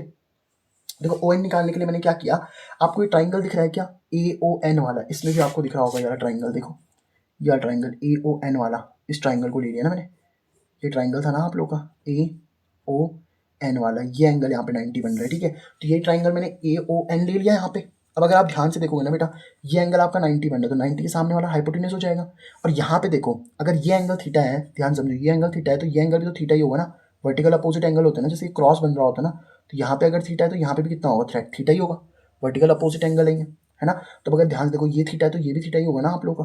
तो इस ये वाला एंगल कितना बन रहा है, यहाँ पे थीटा बन रहा है कि नहीं बन रहा, ये वाला एंगल, तो थीटा लिख दिया, थीटा के सामने वाला परपेंडिकुलर। अब देखो 90 सामने वाला हाइपोटेन्यूज, थीटा के सामने वाला परपेंडिकुलर, बचा हुआ कितना बन जाएगा आप लोग का, बेस बन जाएगा। ये डिस्टेंस ए से लेके ओ तक की डिस्टेंस तो ए है ना आप लोग की, इसमें तो कोई दिक्कत नहीं है, बताओ। और ओ से लेके एन तक की डिस्टेंस, इसी को हमें निकालना है, ठीक है। तो अब देखो यही चीज़ मैंने यहाँ पे लिखी हुई है बेटा, इसमें अगर आप ना इस ट्राइंगल में, इस वाले ट्राइंगल में अगर आप कॉस थीटा लगा दे, तो देखो कॉस थीटा का फॉर्मूला क्या होता है, बेस अपॉन हाइपोटेन्यूज होता है कि नहीं होता, बिल्कुल सर। तो cos theta is equal to base, base कितना है आप लोग का ओ एन, ये बेस ही तो है ओ एन, और हाइपोटेन्यूज कितना है बताओ आप लोग का, ए है ना, हाइपोटेन्यूज कितना है आप लोग का, ए है। तो एन अपॉन में ए आ जाएगा, ये ए देखो इधर डिवाइड में उधर जाके मल्टीप्लाई हो जाएगा, तो a multiplied by cos theta is equal to कितना चल रहा है, ओ एन। तो अगर आप ओ एन निकालते हो तो ओ एन की वैल्यू ए कॉस थीटा होगी कि नहीं होगी, बताओ। तो हमने जो ये ए पी था ना, ए पी, इस ए पी को बराबर क्या लिखा था हम लोगों ने, ओ पी प्लस में ओ एन। तो ओ पी की वैल्यू तो आपको आर मिल गई थी, ओ एन की वैल्यू भी अब आपको मिल चुकी है, देखो ए कॉस थीटा। ये जो मैं ओ एन की वैल्यू कह रहा था ना, ओ एन की वैल्यू भी कितनी मिल चुकी है आप लोग को, ए कॉस थीटा, यहाँ से ओ एन की वैल्यू कितनी मिल चुकी है, ए कॉस थीटा, वो वैल्यू मैंने यहाँ पुट कर दी, देखो। तो ओ एन की वैल्यू कितनी आ गई, ए कॉस थीटा, ठीक है। अभी क्यों निकाल रहे हैं इसको हम लोग समझेंगे, इसको हम समझेंगे अभी क्यों निकाल रहे हैं हम लोग इसको, ठीक है। अभी समझते हैं इस बात को। चलो ये तो हम लोगों ने निकाल दिया कि ए पी बराबर कितना आ चुका है बेटा आप लोग का, आर प्लस में ए कॉस थीटा आ चुका है, ठीक है। यहाँ तक कोई दिक्कत नहीं है ना। अभी इसलिए निकाली, देखो electric potential due to minus Q charge आपको निकालना पड़ेगा इस पी पॉइंट पे। तो इस माइनस क्यू वाले को फर्स्ट बोल दिया ना मैंने। इलेक्ट्रिक पोटेंशियल का फॉर्मूला क्या होता है, के क्यू बाय आर ही होता है। अब माइनस की वजह से निकाले तो माइनस का के क्यू बाय आर। अब आर डिस्टेंस कौन सी है, देखो माइनस क्यू से पी तक की डिस्टेंस कौन सी वाली है, ए पी वाली तो है, ए से लेकर के पी तक, यही तो डिस्टेंस ए पी वाली है ना। तो यही तो आर है आप लोग की, ए से लेकर पी तक की डिस्टेंस, ये ए पी। तो माइनस का के क्यू, ए पी हमने अभी कितना निकाल दिया बताओ, आर प्लस ए की कॉस थीटा, तो ये हमने निकाल दिया। अब electric potential due two plus Q charge निकालना है आपको, इस प्लस क्यू चार्ज की वजह से इलेक्ट्रिक पोटेंशियल निकालना है। तो वी टू बोल दिया मैंने उसको।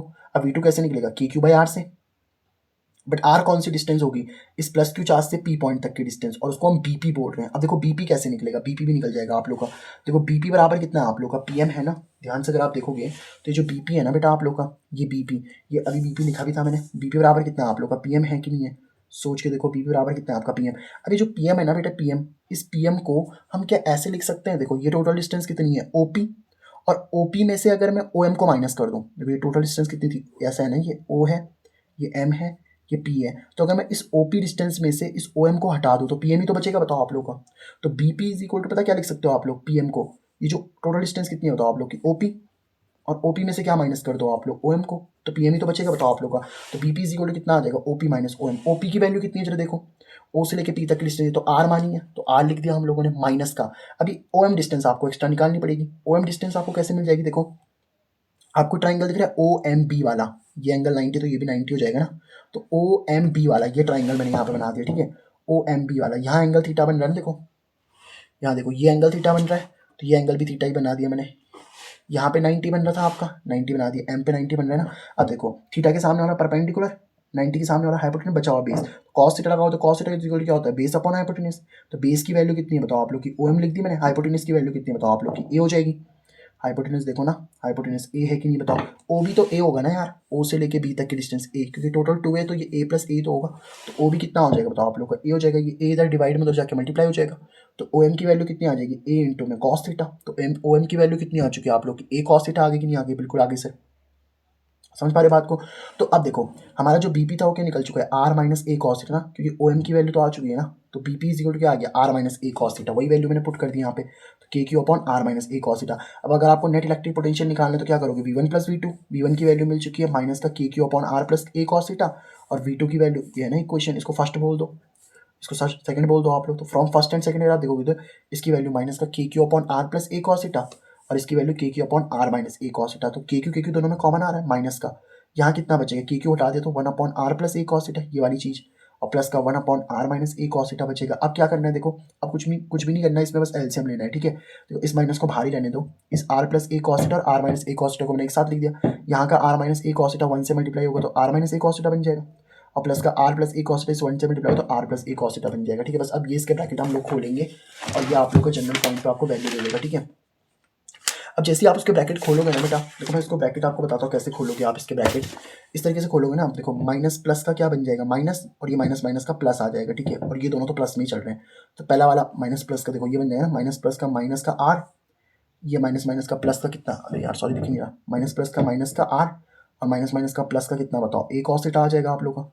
प्लस में आर भी चल रहा है, प्लस में ए कॉस थीटा भी चल रहा है, तो ऊपर ये वैल्यू आने वाली है, ठीक है, माइनस आर प्लस ए कॉस थीटा, ठीक है। तो ये चीज़ मैंने लिख दी यहाँ पे, देखो माइनस का आर के क्यू माइनस का are plus A cos theta, plus में are plus A cos theta चल ही रहा था। नीचे भी क्या चल रहा है बताओ आप लोग का, are plus A cos theta, R minus A cos theta चल रहा है आप लोग का। अब ध्यान से अगर आप इस चीज़ को देखो, इस आर को अगर बेटा मैं ए मान लेता हूँ ना, और इस ए कॉस थीटा को बी मान लेता हूँ, इस आर को अगर मैंने ए मान लिया और इस ए कॉस थीटा को मैंने बी मान लिया, इस आर से यार तो कैंसिल हो गया ना, ए कॉस थीटा प्लस ए कॉस थीटा कितना हो जाएगा, 2a कॉस थीटा। अब यहाँ पे देखो अगर आप देखोगे ना तो ए प्लस बी और ए माइनस बी का फॉर्मूला लग रहा ही नहीं लग रहा, और A plus B A minus B कितना होता है बेटा, A square minus B square, तो ए स्क्वायर मतलब आर का स्क्वायर माइनस बी स्क्वायर मतलब ए कॉस थीटा का स्क्वायर आ जाएगा। समझे इस बात को, तो कितना आ जाएगा, V net is equal to K Q 2a cos theta तो ऊपर चलेगा आर स्क्वायर, ए का स्क्वायर ए स्क्वायर कॉस थीटा का स्क्वायर कॉस स्क्वायर थीटा, तो यहाँ पे कितना बचेगा आर स्क्वायर, तो ऐसे ठीक है, माइनस ए जो होता है ना, ए तो आर से बहुत छोटा छोटा होता है बेटा आप लोगों को, बहुत ही छोटा होता है, तो ए की वैल्यू जीरो के बराबर हो गई तो पूरी टर्म ही जीरो हो गई ना, तो आर स्क्वायर माइनस जीरो बचेगा। अब देखो यहाँ से अगर आप देखोगे तो क्यू इंटू टू ए जो होता है, क्यू इंटू टू ए, इसको मैंने अभी बताया था आपको पी होता है, तो क्यू इंटू टू ए की जगह पे आपने देखो क्या करा, ये के था, के रहने दिया, क्यू इंटू टू ए की जगह पे पी लिख दिया, साथ में cos theta upon R square. तो जनरल पॉइंट पे जो बेटा आपका नेट इलेक्ट्रिक पोटेंशियल आ रहा होता है ना, दैट इज योर के पी कॉस थीटा अपॉन में कितना आर स्क्वायर। आई होप आपको ये वाली जो बात है ना वो समझ में आ गई होगी, ठीक है। अब हम लोग देखते हैं यहाँ पे नेक्स्ट डेरिवेशन बेटा आप लोग की, that is your relation between electric field and electric potential, ठीक है। तो इलेक्ट्रिक फील्ड और इलेक्ट्रिक पोटेंशियल में क्या आप लोगों का रिलेशन होता है वो हम लोग को देखना है, ठीक है। देखो ये भी एक मोस्ट इंपॉर्टेंट डेरिवेशन है बेटा आप लोग की, and this is the very most important derivation, exam point of view से तो बहुत ही ज़्यादा इंपॉर्टेंट है ये, ठीक है। देखो सिंपल सी बात आप लोग समझो कि जैसे मान लो इलेक्ट्रिक फील्ड क्या होती है, एक वेक्टर क्वांटिटी होती है, और इलेक्ट्रिक पोटेंशियल क्या होती है आप लोग की, एक स्केलर क्वांटिटी होती है ना। तो इनके बीच में आप लोग को एक रिलेशन निकालना, वो मैं निकाल के दिखाता हूँ आपको, ठीक है। तो समझो बात को, वही पुरानी वाली डेरिवेशन ही है। आपके पास में एक प्लस क्यू चार्ज है ना बेटा, ये प्लस क्यू चार्ज मान लो ओ पॉइंट पे रखा हुआ है, ठीक है, और इससे आर डिस्टेंस की दूरी पे क्या रखा हुआ है आप लोग का, एक पी पॉइंट रखा हुआ है, ठीक है।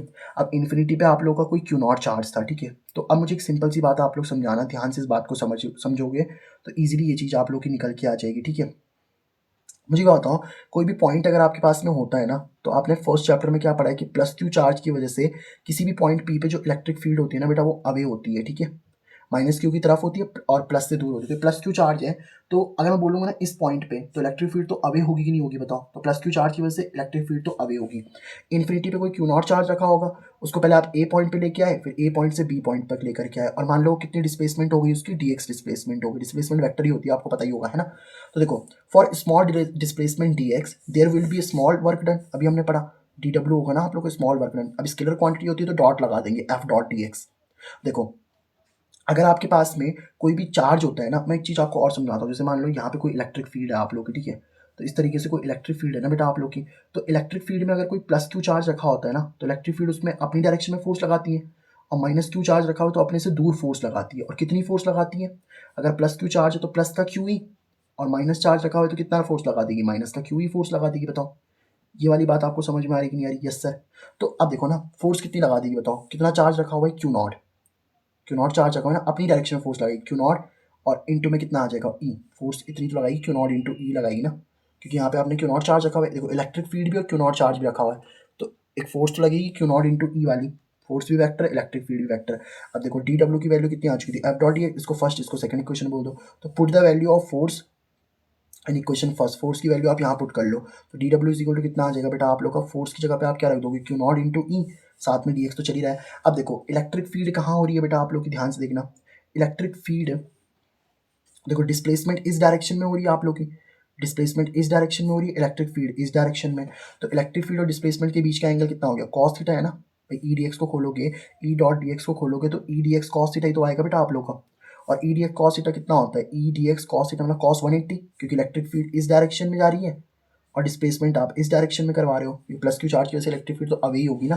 तो cos थीटा कितना आ जाएगा, cos 180 की वैल्यू कितनी होती है बेटा, -1। तो D W is equal to कितना आ जाएगा, Q naught E D X cos 180 की वैल्यू -1। तो डी डब्ल्यू की वैल्यू कितनी आ गई बेटा बताओ, माइनस का Q naught E D x आ जाएगा आप लोग का। अब देखो हम जानते हैं v इज इक्वल टू कितना होता है आप लोगों का, डब्ल्यू अपॉन क्यू नॉट। अगर मैं छोटा सा पोटेंशियल ले रहा हूँ v तो डी वी आ जाएगा, क्योंकि छोटा सा वर्क कितना है डी डब्ल्यू, और साथ में क्यू नॉट आ जाएगा। तो यहाँ से अगर आप डी वी की वैल्यू निकालना चाहते हो, मतलब सॉरी डी डब्ल्यू की वैल्यू निकालना चाहते हो, तो डी वी इंटू में क्यू नॉट आ जाएगा। क्यू नॉट इधर डिवाइड में तो जाके मल्टीप्लाई हो जाएगा ना, साथ में डी डब्ल्यू तो आपका चल ही रहा है, बताओ इसमें कोई दिक्कत तो है नहीं। बताओ तो डी डब्ल्यू की वैल्यू कितनी मिल चुकी है आप लोग को, D V into Q naught. क्या इतनी बात समझ में आ गई बताओ आप लोग को। अब अगर आप थर्ड और फोर्थ से देखो ना बेटा, ये थर्ड इक्वेशन थी आप लोग की, ये फोर्थ इक्वेशन थी। देखो यहाँ पे भी डी डब्ल्यू की वैल्यू ये आ रही है, डी डब्ल्यू की वैल्यू माइनस का Q naught E D x आ रही है, और यहाँ पे डी डब्ल्यू की वैल्यू ये आ रही है। तो इन दोनों को मैं आपस में लिख सकता हूँ ना, ये बराबर है, मतलब ये माइनस का Q naught E D X और ये D V into Q naught आपस में बराबर होंगी कि नहीं होंगी, बिल्कुल सर। तो फ्रॉम थर्ड एंड फोर्थ क्या कह सकते हो आप, माइनस का Q naught into E D X D V into Q naught के बराबर होगी। तो ई किसके बराबर आ जाएगा आप लोग का, माइनस का डी वी अपॉन में क्यू नॉट, है ना। देखो यहाँ पे अगर आप D V into Q naught तो चल ही रहा है ना, ई इंटू डी एक्स भी आपका देखो यहाँ से जो डी एक्स था वो मल्टीप्लाई में था, क्यू नॉट मल्टीप्लाई में था, वो नीचे आ जाएगा। डी एक्स और क्यू नॉट मल्टीप्लाई डिवाइड में आ गए ना, देखो यहाँ मल्टीप्लाई में थे तो डिवाइड में आ गए, और माइनस तो चली रहा है, ये वाला माइनस इधर आ गया, तो क्यू नॉट से क्यू नॉट कैंसिल हो गया, तो इलेक्ट्रिक फील्ड की वैल्यू कितनी आ गई, माइनस का D V by D x आ जाएगी। नेगेटिव क्या बता रहा है आप लोगों का, कि in the direction of electric field है आप लोगों का, ठीक है। मतलब क्या कहना चाह रहा है ये इलेक्ट्रिक फील्ड, ये बोल रहा है कि इलेक्ट्रिक फील्ड की डायरेक्शन में अगर आप जाओगे ना, देखो सिंपल सी बात समझो, पोटेंशियल का फॉर्मूला क्या होता है, v इज इक्वल टू होता है के क्यू बाई आर, ये बात तो आपको पता ही है ना बेटा। तो अगर आप डिस्टेंस को बढ़ाओगे तो पोटेंशियल तो कम होना ही है ना। तो अगर आप प्लस क्यू चार्ज से दूर जाते जाओगे तो मतलब इलेक्ट्रिक फील्ड की डायरेक्शन में नहीं जा रही, सोच के देखो। अगर आप प्लस क्यू से दूर जा रहे हो तो इलेक्ट्रिक फील्ड इस डायरेक्शन में ना, तो आप इलेक्ट्रिक फील्ड की डायरेक्शन में तो जा रहे हो। और क्योंकि अगर आप दूर जाते जा रहे हो तो आर बढ़ता जा रहा है तो पोटेंशियल कम होता जाएगा, मतलब इलेक्ट्रिक फील्ड की डायरेक्शन में जा रहे हो तो पोटेंशियल आप लोगों का कम हो जाएगा। यही आप लोगों का relation between electric field and electric potential बताता है, जो डेरिवेशन में आपको सिखा चुका हूँ, E is equal to minus का डी वी इंटू में कितना डी एक्स। आई होप आपको ये वाली डेरिवेशन बेटा बिल्कुल क्लियरली समझ में आ गई होगी, ठीक है। आई होप आपको ये वाली डेरिवेशन जो है ना एकदम क्रिस्टल क्लियर हो गई होगी, ठीक है।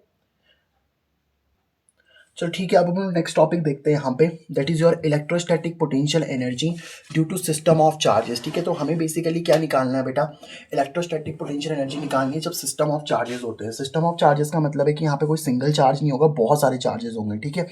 इलेक्ट्रो मतलब पता ही है बेटा आप लोग को चार्ज, स्टैटिक्स का मतलब होता है एट रेस्ट। अच्छा, इलेक्ट्रोस्टैटिक पोटेंशियल एनर्जी को ना यू से डिनोट करते हैं, ठीक है। अब देखो पोटेंशियल एनर्जी आपको पता है ना बेटा, पोटेंशियल एनर्जी क्या होती है, एक स्टोर्ड एनर्जी होती है ऑब्जेक्ट के अंदर, जो उसकी पोजीशन में चेंज आने की वजह से होती है। मैं आपको पहले ही सबसे पहले शुरुआत में इंट्रोडक्शन में यही चीज़ मैंने आपको समझाई थी, ठीक है।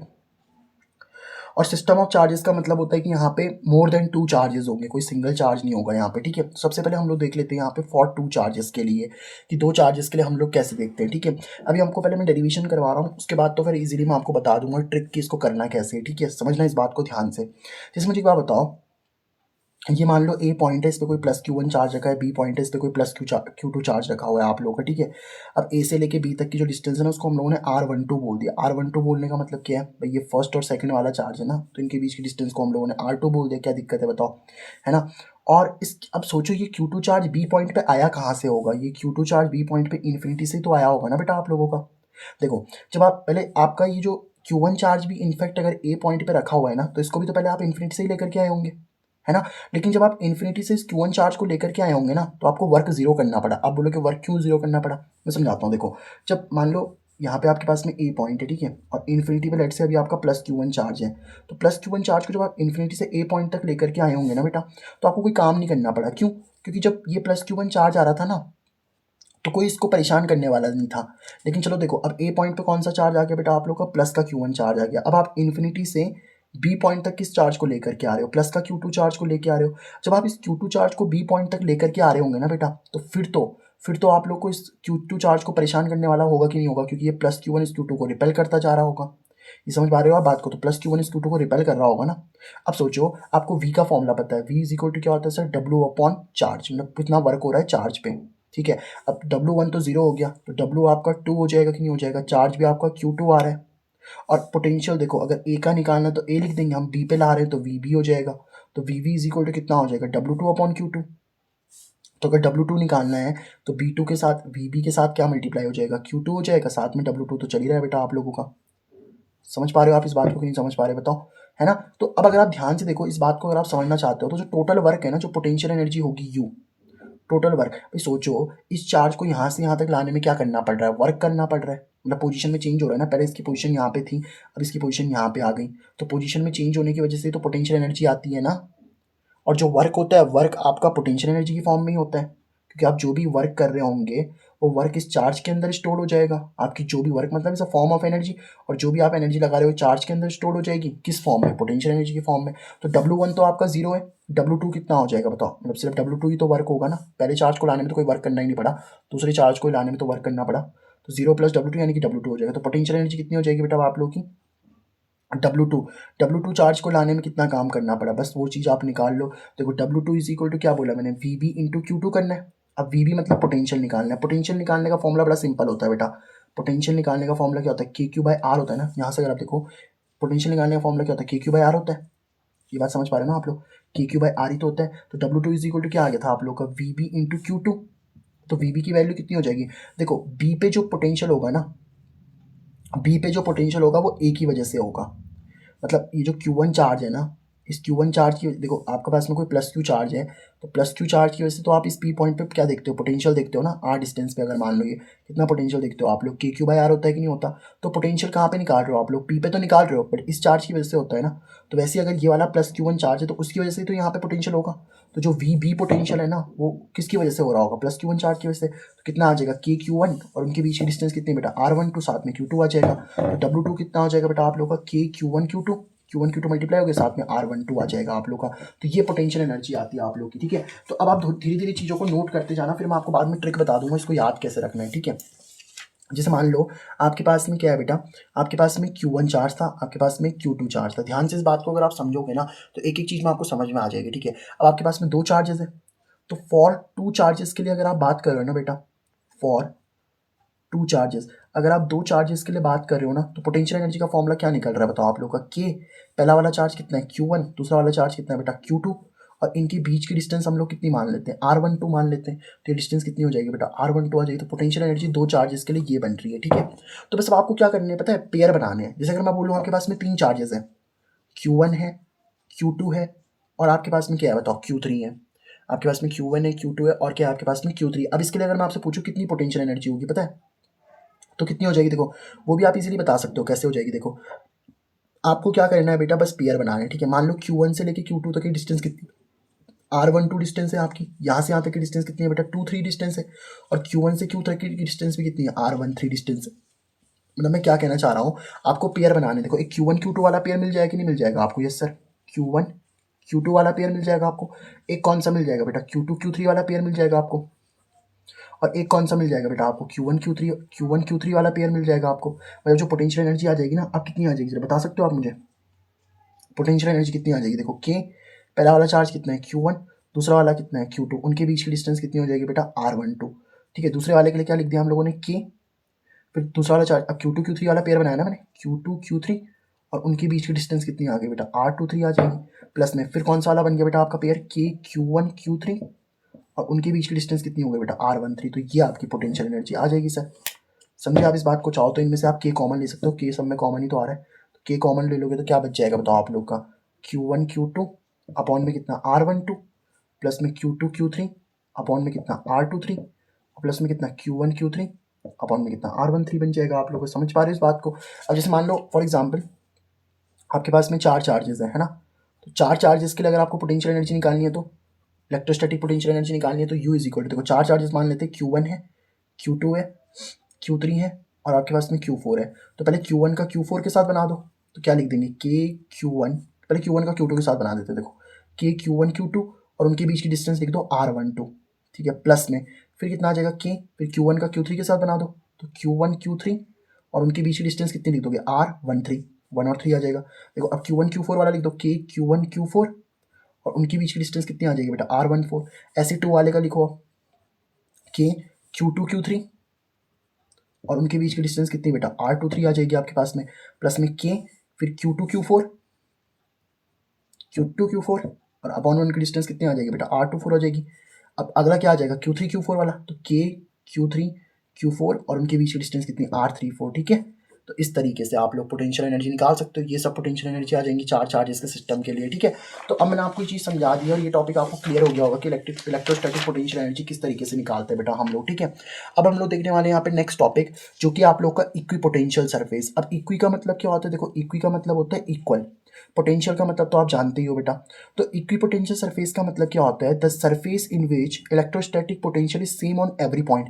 यानी कि जहाँ पे, मतलब सिंपल सी बात है, ऐसी सरफेसेस ना जहाँ पे हर जगह पे आपका इलेक्ट्रोस्टैटिक पोटेंशियल सेम होता है, उसी को हम इक्विपोटेंशियल सरफेस बोलते हैं। सिंपल सी बात समझो, जैसे +2 चार्ज है ना, इससे R1 डिस्टेंस पे मैंने A पॉइंट ले रखा है, तो उसको हम वी ए बोलेंगे। पोटेंशियल वहाँ पे वी ए होगा कि नहीं होगा, और कितना होता है, देखो पोटेंशियल का फॉर्मुला होता है बेटा आप लोग का के क्यू अपॉन में कितना आर, तो ये डिस्टेंस कितनी है R1, तो पोटेंशियल का फॉर्मुला कितना हो गया, देखो के क्यू अपॉन R1 आ गया आपके पास में। समझ पा रहे बात को।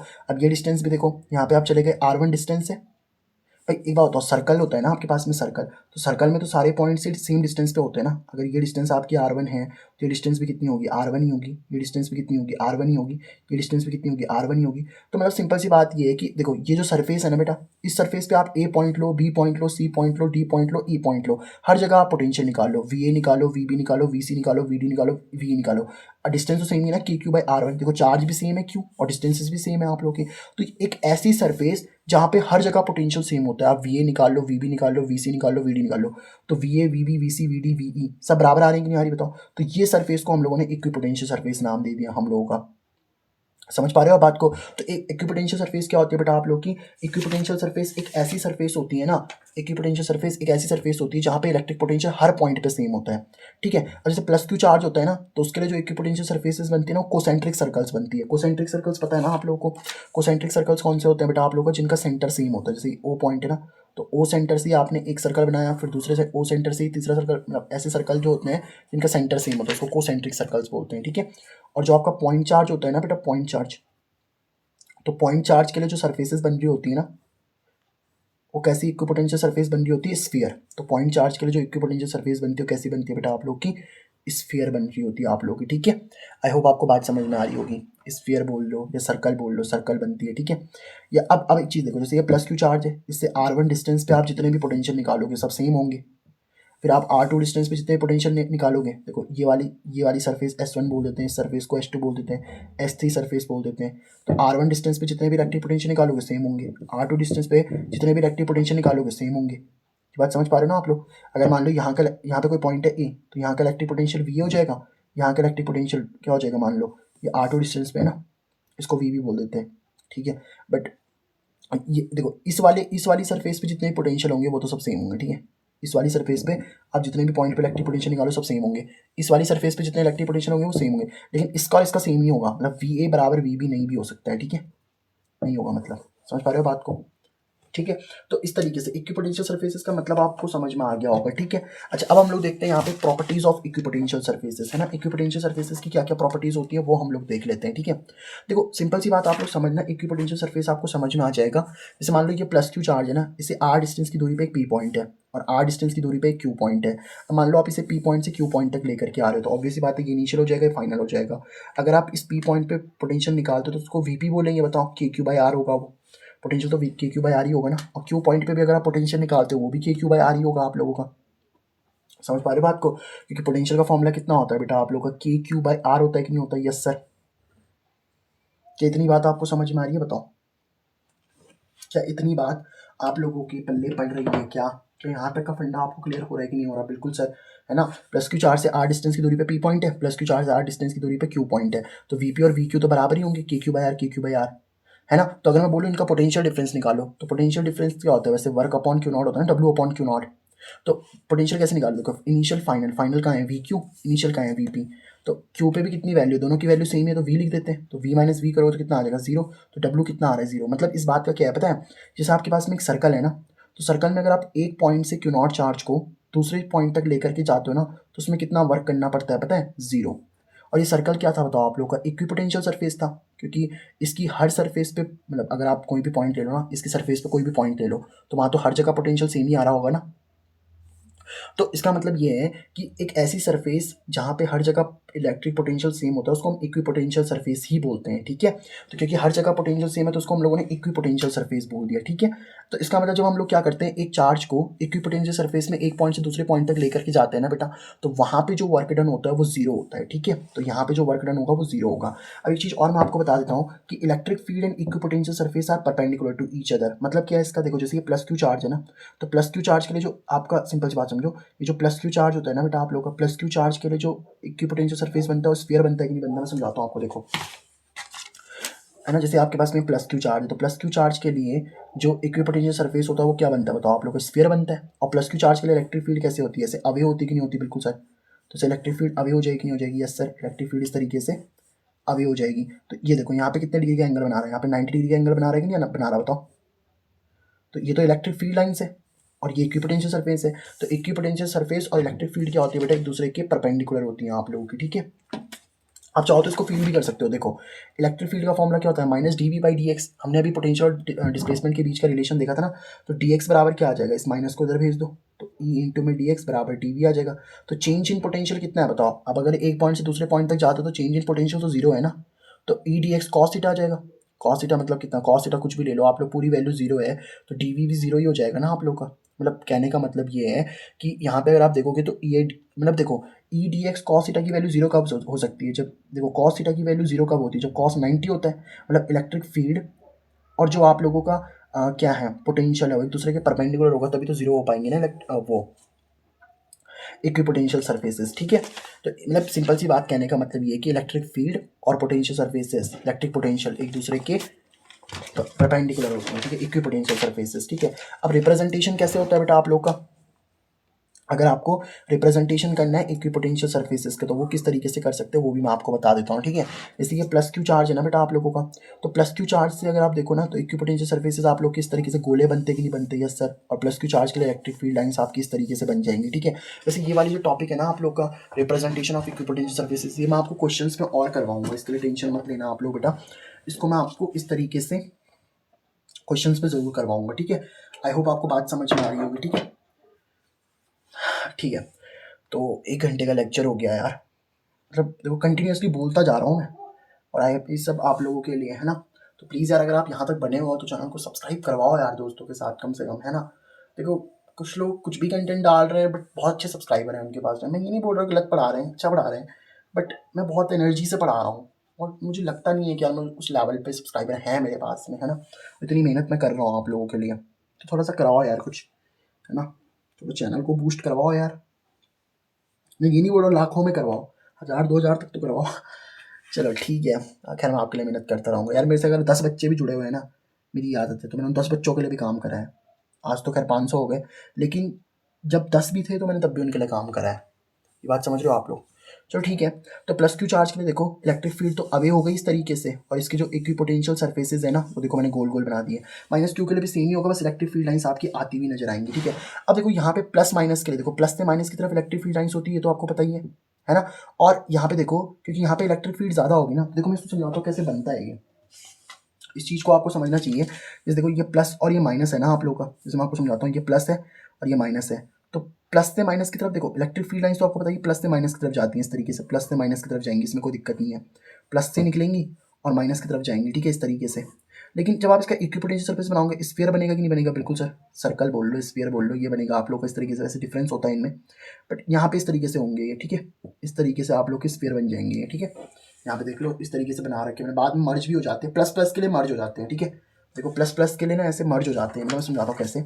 ये प्लस प्लस है या माइनस माइनस है, तो इस तरीके से आप इनके बनाओगे ना इस तरीके से, तो धीरे धीरे मर्ज होने लग जाते हैं, इसकी तरफ इनका जो वैल्यू होती है ना बढ़ती जाती है, ठीक है।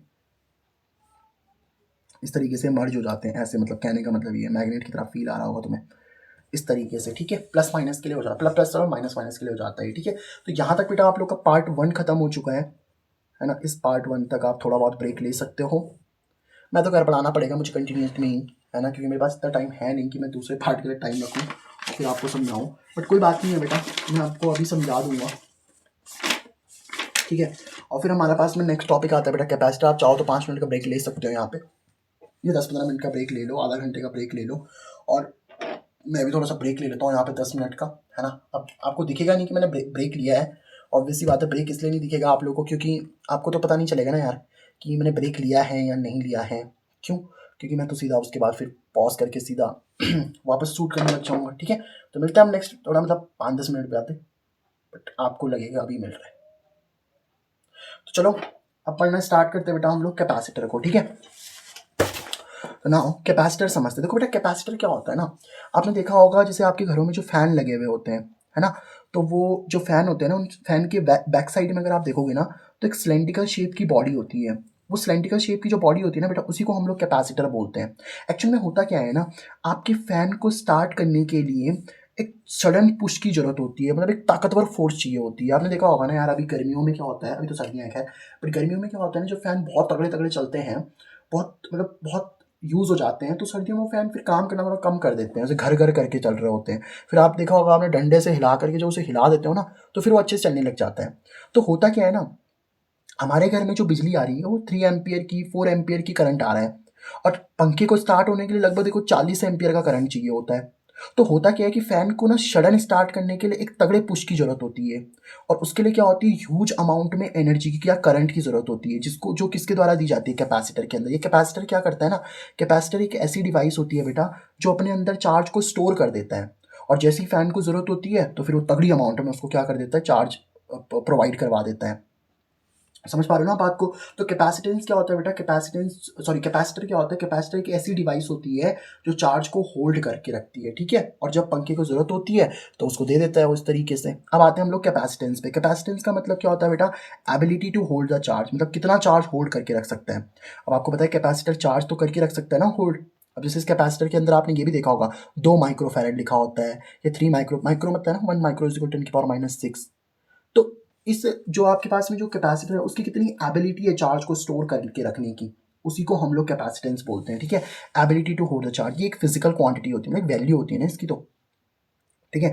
अब Q is equal to directly proportional V होता है, आपको पता ही है। सिंपल सी बात समझो ना, जैसे मान लो कोई बैटरी है मेरे पास में, ऐसे समझो कोई कंडक्टर है, इस कंडक्टर को मैंने किसी बैटरी यानी कि किसी वोल्टेज से लगा रखा होगा, है ना? तो अगर आप वोल्टेज बढ़ाते जाओगे तो यहाँ पे थोड़ा बहुत चार्ज प्लस का आया, पहले मान लो आपने और वोल्टेज बढ़ाया और प्लस आया, और वोल्टेज बढ़ाया और माइनस आया। तो मतलब सिंपल सी बात है कि चार्ज तभी बढ़ता है जब आप वोल्टेज को बढ़ाते हो। वोल्टेज बढ़ाओगे तो चार्ज बढ़ेगा, वोल्टेज घटाओगे तो चार्ज घटेगा। तो प्रोपोर्शनलिटी हटाओगे तो कांस्टेंट आ जाएगा, तो सी वी आ जाता है। सी जो है ना यहाँ पे, इसी को हम लोग कैपेसिटेंस बोल रहे हैं, ठीक है? तो कैपेसिटेंस का फॉर्मूला क्या बन गया, देखो आप लोग का Q बाई वी बन गया। C is equal to Q by V. अगर आप ऐसा यूनिट निकालना चाहते हो ना बेटा कैपेसिटेंस की, तो वो भी निकल जाएगी। देखो चार्ज की यूनिट क्या होती है, कुलाम, और वी क्या होता है, वोल्ट। तो कुलाम पर वोल्ट हो गया कि नहीं हो गया? कुलाम की वैल्यू 1 कुलाम हो गई, वोल्ट की वैल्यू 1 वोल्ट हो गई। और 1 कुलाम पर 1 वोल्ट को ही ना बेटा 1 फैराड भी बोलते हैं हम लोग, ठीक है? 1 कुलाम इज इक्वल टू ना 1 कुलाम अपॉन 1 वोल्ट को 1 फैराड भी बोलते हैं हम लोग, ठीक है? तो कैपेसिटर मतलब सिंपल सी बात है, अगर आपने एक ऐसा कैपेसिटर बना दिया ना जिसका पोटेंशियल 1 वोल्ट का हो और चार्ज उसका 1 कुलाम का हो, तो यानी कि वो 1 फैराड का कैपेसिटर होगा। अब समझो सिंपल सी बात को आपको समझना है। देखो ये मैंने कैसे निकाला, Q बाई वी होता है ना फॉर्मूला, चार्ज अगर आपने 1 कुलाम का कर दिया, पोटेंशियल अगर 1 वोल्ट का कर दिया, तो आपका सिंपल सी बात है कैपेसिटेंस की वैल्यू कितनी हो जाएगी, 1 हो जाएगी, मतलब 1 कैपेसिटेंस हो जाएगी, ठीक है? अब देखो अगर आप Q को डबल करते हो ना बेटा, तो C पे क्या इंपैक्ट पड़ता है। देखो जब आप Q को डबल करते हो ना, तो C का फॉर्मूला होता है क्या होता है, Q बाई वी। अब आपने Q को डबल किया, Q को डबल करने पे 2Q हो गया। तो अब देखो सिंपल सी बात, जितना Q बढ़ाओगे उतना V भी बढ़ेगा ना। तो अगर आप Q को डबल करते हो तो V भी डबल हो जाता है, तो सिंपल Q बाई वी तो रहा, तो C कांस्टेंट रहता है, ठीक है? कांस्टेंट, देखो पहले सी आया था ना फॉर्मूला, Q बाई वी को ही तो हम लोग सी बोल रहे हैं यहाँ पे। तो सिंपल सी बात है, सी कांस्टेंट ही रह रहा है यहाँ पे। अच्छा Q को हाफ करो, सी का फॉर्मूला कितना होता है, Q बाई वी। Q को हाफ किया तो Q बाई टू, तो V भी हाफ हो गया V बाई टू, और Q बाई वी फिर से आ गया, यानी कि C आ गया। C फिर से कांस्टेंट रहा आप लोगों का। अगर आप V को डबल करो, V को हाफ करो, तो भी कैपेसिटेंस कांस्टेंट ही रहेगा। समझ पा रहे हो बात को? लेकिन अगर आप Q को डबल कर दो, देखो Q को मैंने डबल करा ना, ध्यान समझना, Q को डबल करो और V को कांस्टेंट रखो, ध्यान समझना। देखो C का फॉर्मूला क्या होता है बेटा आप लोग का, Q बाई वी होता है।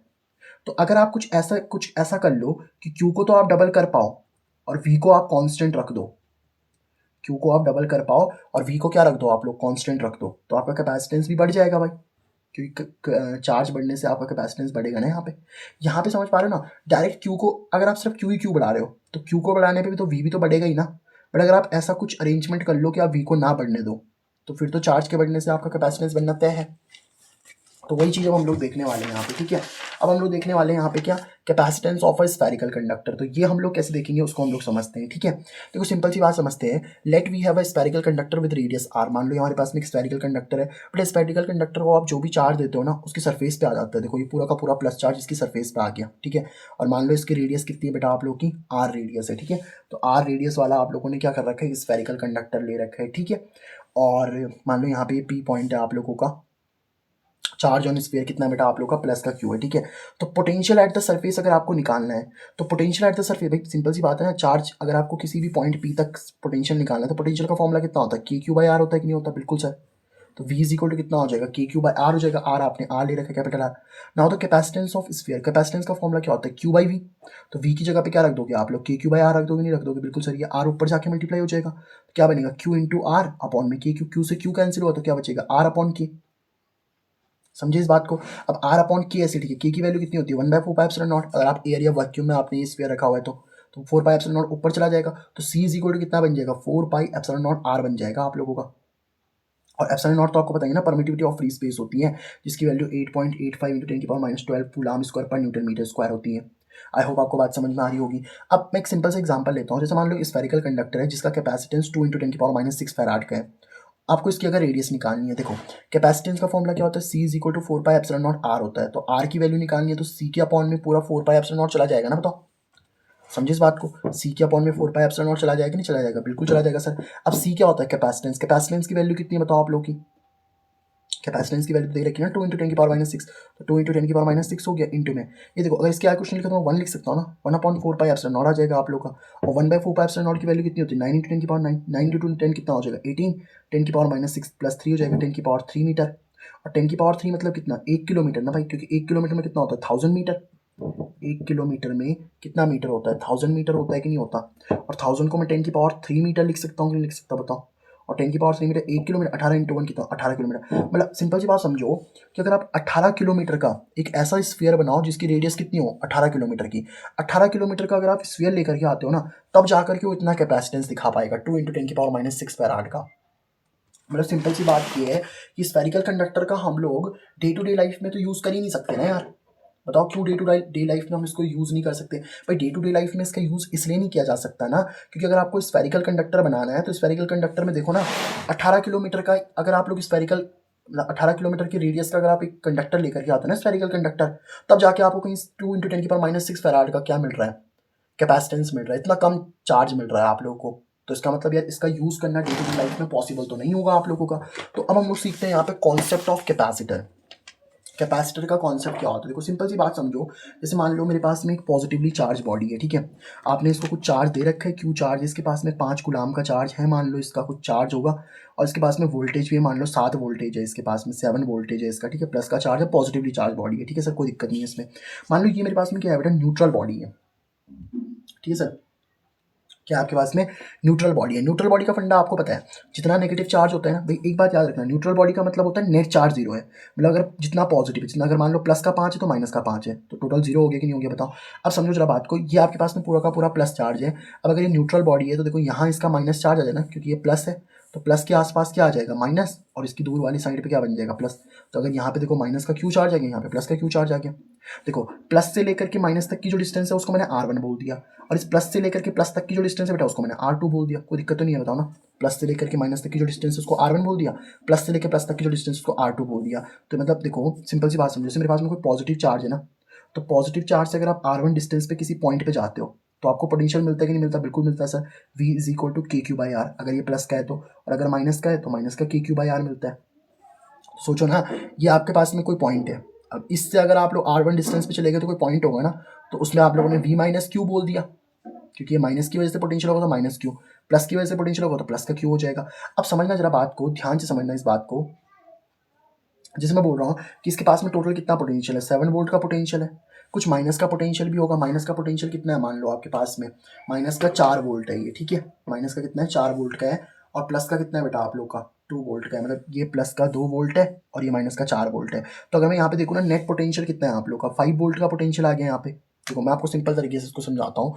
देखो लेट से मैं ये बोल देता हूँ बेटा कि यहाँ पे जो पोटेंशियल है ना आप लोग का, ये पॉजिटिव चार्ज है, ठीक है। ये क्या है हमारे पास में सर, पॉजिटिव चार्ज है। तो अब देखो ये पॉजिटिव वाला चार्ज है ना आपके पास में, तो यहाँ पे जो पोटेंशियल है वो 7 वोल्टेज है, प्लस की वजह से कितना पोटेंशियल है आप लोग का 7 वोल्टेज है, माइनस वाला कितना है 4 है, मतलब यहाँ पे टोटल कितना था आप लोग का, टोटल मान लो 6 वोल्ट है आपके पास में। समझ पा रहे हो बात को, टोटल कितना है बेटा यहाँ पे आप लोगों का भी 6 वोल्टेज है, ठीक है। अब आपने क्या किया, ध्यान से समझना इस बात को, कि जैसे कि 6 वोल्टेज था ना आपके पास में, तो ऑब्वियस सी बात है कि अगर मैं इसको इस तरीके से तोड़ूँ, माइनस का मान लो 4 है और प्लस का आपके पास में 2 है, -4 + 2 तो कितना बन रहा है आप लोग के पास में, या आप ऐसा बोल लो -8 + 2 है, मतलब 6 मिल रहा है आपको टोटल। इस मान लो माइनस की 8 वैल्यू है ना, मतलब -4 + 2 है आपके पास में, इस तरीके से भी आप समझ सकते हो, ठीक है। तो आप इसको सिंपल लैंग्वेज ये समझो कि मान लो ये पॉजिटिव वाला है ना, पॉजिटिव वाले की वजह से कितना पोटेंशियल आ रहा है, 7 वोल्ट का पोटेंशियल आ रहा है आपके पास में, ठीक है। और ये माइनस वाला कितना है, माइनस का 4 वोल्ट है, आप ऐसा समझ लो, है ना। नेगेटिव वाले की वजह से कितना है, माइनस का 4 वोल्ट, और प्लस वाले की वजह से कितना है, प्लस का 2 वोल्ट। तो अगर आप टोटल पोटेंशियल निकालोगे तो कितना आ जाएगा, 9, और ये 9 - 4 आ जाएगा ना, देखो 7 - 4 कितना, 7 + 2 कितना 9, 9 - 4 करो तो 5 वोल्ट, मतलब अभी कितना पोटेंशियल है आपके पास में, 5 वोल्टेज का पोटेंशियल है, ठीक है। अब आपने क्या करा, इन दोनों को ऑब्वियस ही बात है आपस में आपने जोड़ा होगा, तो चार्जिंग बाइक आपके पास में क्या हो जाएगा बताओ, या आप जोड़ा नहीं है आपने, इंडक्शन ही हो रहा है यहाँ पे। तो देखो सिंपल सी बात क्या होगा, देखो इसका जो पॉजिटिव चार्ज है ना, अगर मैं इसके पॉजिटिव चार्ज को भी कैंसिल कर दूँ, यहाँ पे देखो आपने पॉजिटिव चार्ज को क्या कर दिया, इसकी अर्थिंग करा दी। अर्थिंग कराने का मतलब अर्थ में क्या होता है, सी ऑफ इलेक्ट्रॉन्स होते हैं ना, तो आप इस पॉजिटिव चार्ज को भिजवा दो यहाँ से, तो बस माइनस का 4 ही तो बचेगा, तो यहाँ 7 का पोटेंशियल माइनस का 4, 3 वोल्ट आ गया कि नहीं आ गया बताओ। अब इससे फायदा क्या हुआ, देखो कैपेसिटेंस का फॉर्मूला क्या होता है, क्यू बाई वी होता है कि नहीं होता बताओ, क्यू बाई वी होता है। तो अगर आप वी को घटा दो, वी घटा कि नहीं घटा बताओ, वी आपका देखो पहले 5 वोल्टेज था, आप 3 वोल्टेज हो गया, तो पोटेंशियल घटा तो कैपेसिटेंस तो बढ़ना आपका तय है ना बेटा। तो अगर आपको कैपेसिटेंस बढ़ाना है, ठीक है, कैपेसिटेंस बढ़ाने के लिए अगर आप चाहते हो कि कैपेसिटेंस बढ़े तो वोल्टेज को कम कर दो, और वोल्टेज को कम करने का तरीका क्या है बताओ, उसका नेगेटिव पोटेंशियल, नेगेटिव और पॉजिटिव एक साइड आ जाएगा, जैसे आप एक पॉजिटिव चार्ज बॉडी को लेकर के आओगे और फिर उसके पॉजिटिव की अर्थिंग करवा दो, तो आपको ये वाला नेगेटिव नेगेटिव मिल जाएगा। समझ पा रहे हो बात को, पोटेंशियल आपका डिक्रीज हो जाएगा, ठीक है। तो ये हो गया आप लोगों का कॉन्सेप्ट ऑफ कैपेसिटर। अब आता है बेटा आपके पास में क्या, parallel plate capacitor. Parallel plate capacitor क्या होता है, इसको भी हम लोग समझ लेते हैं, बहुत इजीली आप लोग को समझ में आ जाएगा, ठीक है। देखो सिंपल सी बात समझो, पैरेलल प्लेट कैपेसिटर क्या होता है, जैसे मान लो ये मेरे पास में एक मेटालिक प्लेट है जिसको मैंने +Q चार्ज दे रखा है, और ये मेरे पास में मेटालिक प्लेट नंबर 2 है जिसको मैंने -Q चार्ज दे रखा है, ठीक है। इनके बीच में स्मॉल डिस्टेंस d है आप लोगों की, ठीक है। अब मैंने बोला कि हमारे पास में मतलब कैसे आप पैरेलल प्लेट कैपेसिटर को डिफाइन कर सकते हो, identical metallic plates are plates on a small distance from each other, then it is called as parallel plate capacitor. मतलब आइडेंटिकल मेटालिक प्लेट होनी चाहिए, मेटालिक प्लेट होनी चाहिए, ठीक है। आइडेंटिकल मतलब एक जैसी मेटालिक प्लेट है, और अगर आपने उनको डी डिस्टेंस पे, स्मॉल डिस्टेंस डी है, और उस पर अगर आप लोगों ने उनको प्लेस करके रखा हुआ है ना, तो उसको हम लोग पैरेलल प्लेट कैपेसिटर बोलते हैं, ठीक है। अब कैपेसिटेंस अगर आपको पैरेलल प्लेट कैपेसिटर का निकालना बहुत ईजी होता है, देखो कैसे निकालेंगे।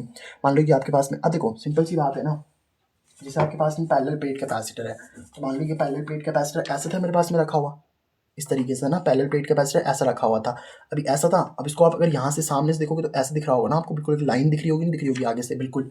तो ये वाला आपका पॉजिटिव चार्ज हो गया बेटा आप लोग का, ये वाला नेगेटिव चार्ज हो गया, ठीक है। इस पर +Q चार्ज है, -Q चार्ज है। सिग्मा इसका क्या है, सरफेस चार्ज डेंसिटी, आपको पता ही होगा। सिग्मा क्या होता है ना, Q/A होता है ना। और आपने कितना चार्ज दे रखा है, कितना एरिया पे, एरिया इसका ए मान लिया मैंने, ठीक है।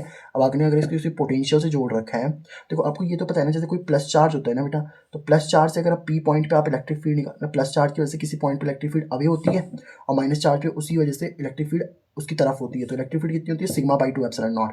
यहाँ पे भी σ/2ε0 ही होती है किसी पॉइंट पे ना, प्लस चार्ज की या माइनस चार्ज की वजह से कितनी होती है, σ/2ε0 होती है।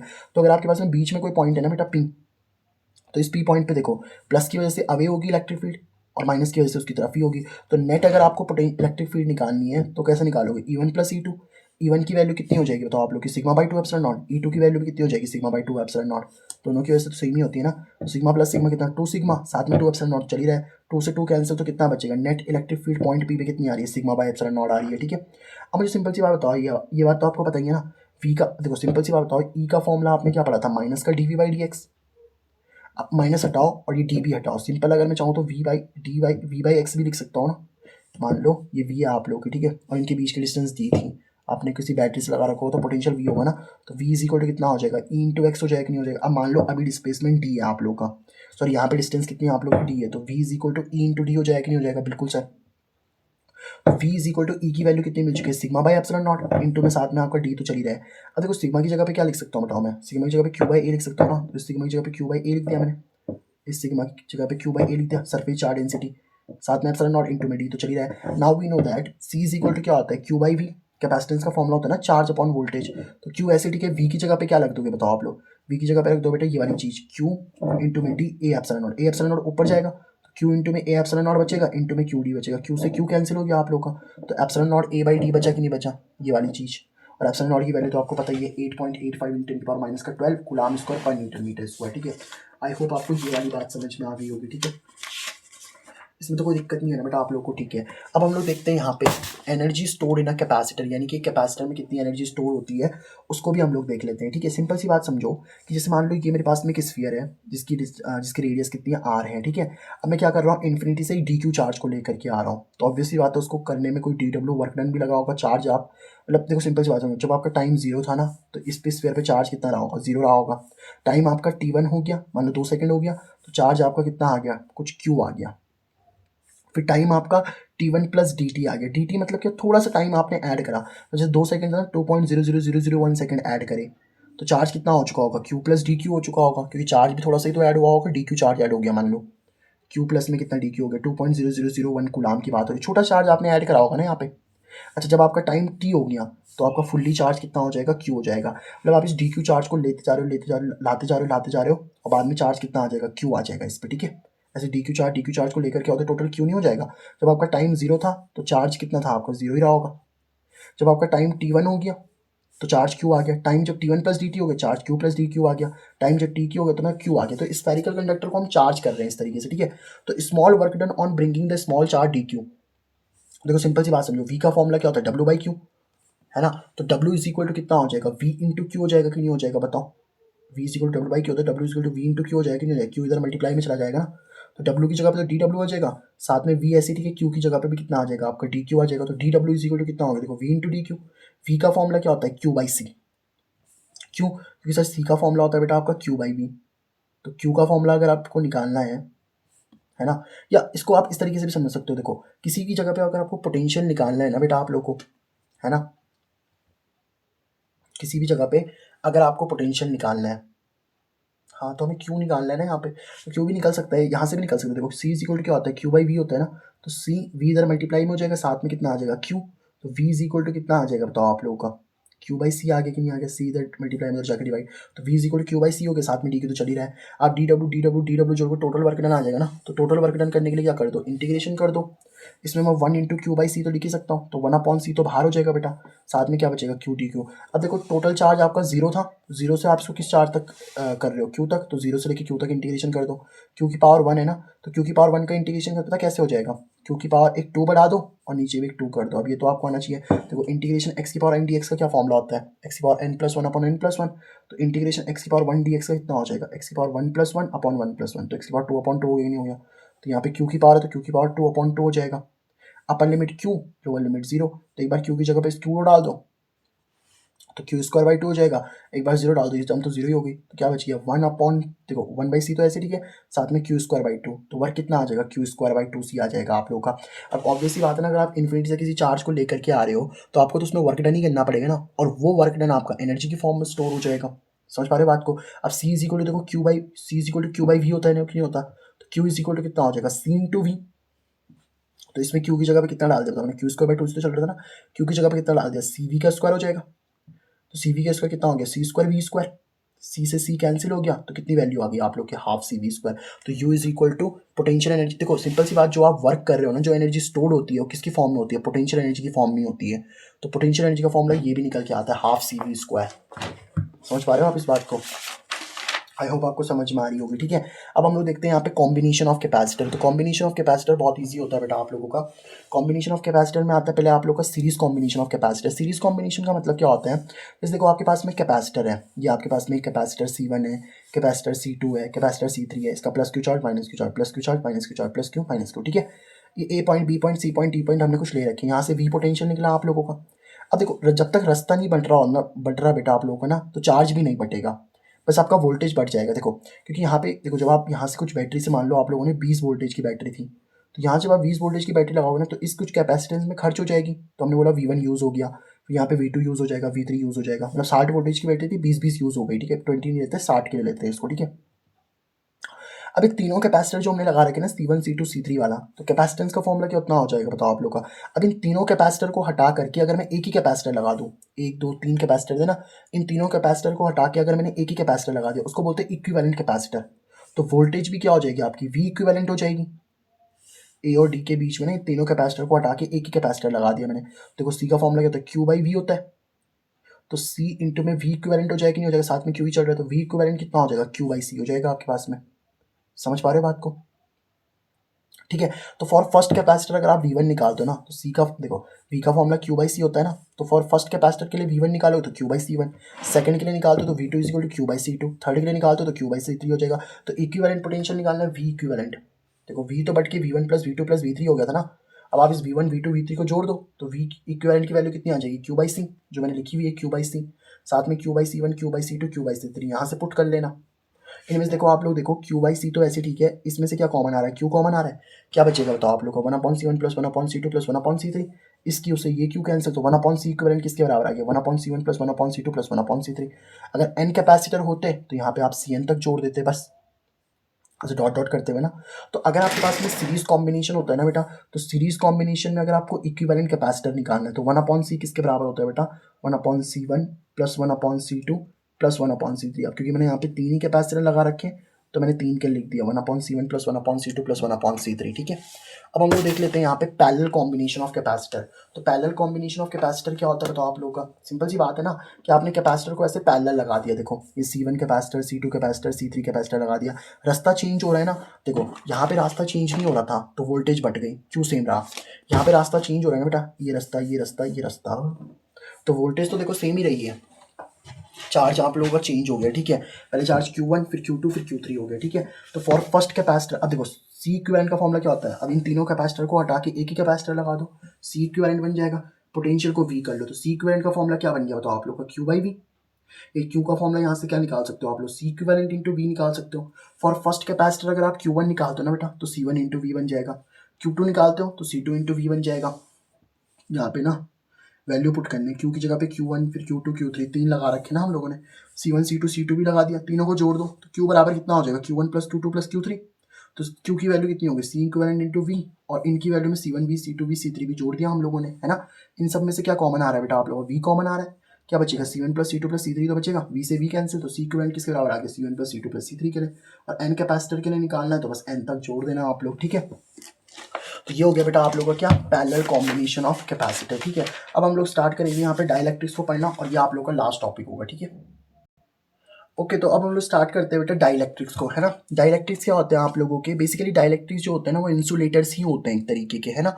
और डाइलेक्ट्रिक ऐसे सब्सटेंसेस होते हैं ना जो इलेक्ट्रिसिटी कंडक्ट नहीं करते हैं बट वो पोलराइज्ड होता है हो जाते हैं जब आप इनको क्या करते हो, किसी इलेक्ट्रिक फील्ड में रखते हो। मैं समझाता हूँ इसका मतलब क्या है, देखो बेसिकली, है ना। जैसे कि आपके पास में पॉजिटिव प्लेट है या नेगेटिव प्लेट है, ठीक है। तो आपको पता ही है बेटा प्लस से माइनस की तरफ क्या होगी, ऐसे इलेक्ट्रिक फील्ड होगी कि नहीं होगी, बिल्कुल होगी सर। और यहाँ पे आपने कोई डाइलेक्ट्रिक सब्सटेंस रखा है, लेट से प्लास्टिक रख दिया या कुछ इस तरीके से चीज़ें रख दी हैं, आपके डाइलेक्ट्रिक सब्सटेंस इंसुलेटर ही होते हैं क्योंकि, है ना। अब सिंपल सी बात समझो, तो यहाँ प्लस से माइनस की तरफ देखो ना, क्योंकि ये प्लस है तो इसके अंदर माइनस होगा, क्योंकि न्यूट्रल बॉडी तो होगी ही ना भाई, आपने प्लास्टिक रखा है तो वो तो न्यूट्रल बॉडी होती है, मतलब नेट चार्ज उसके अंदर जीरो है।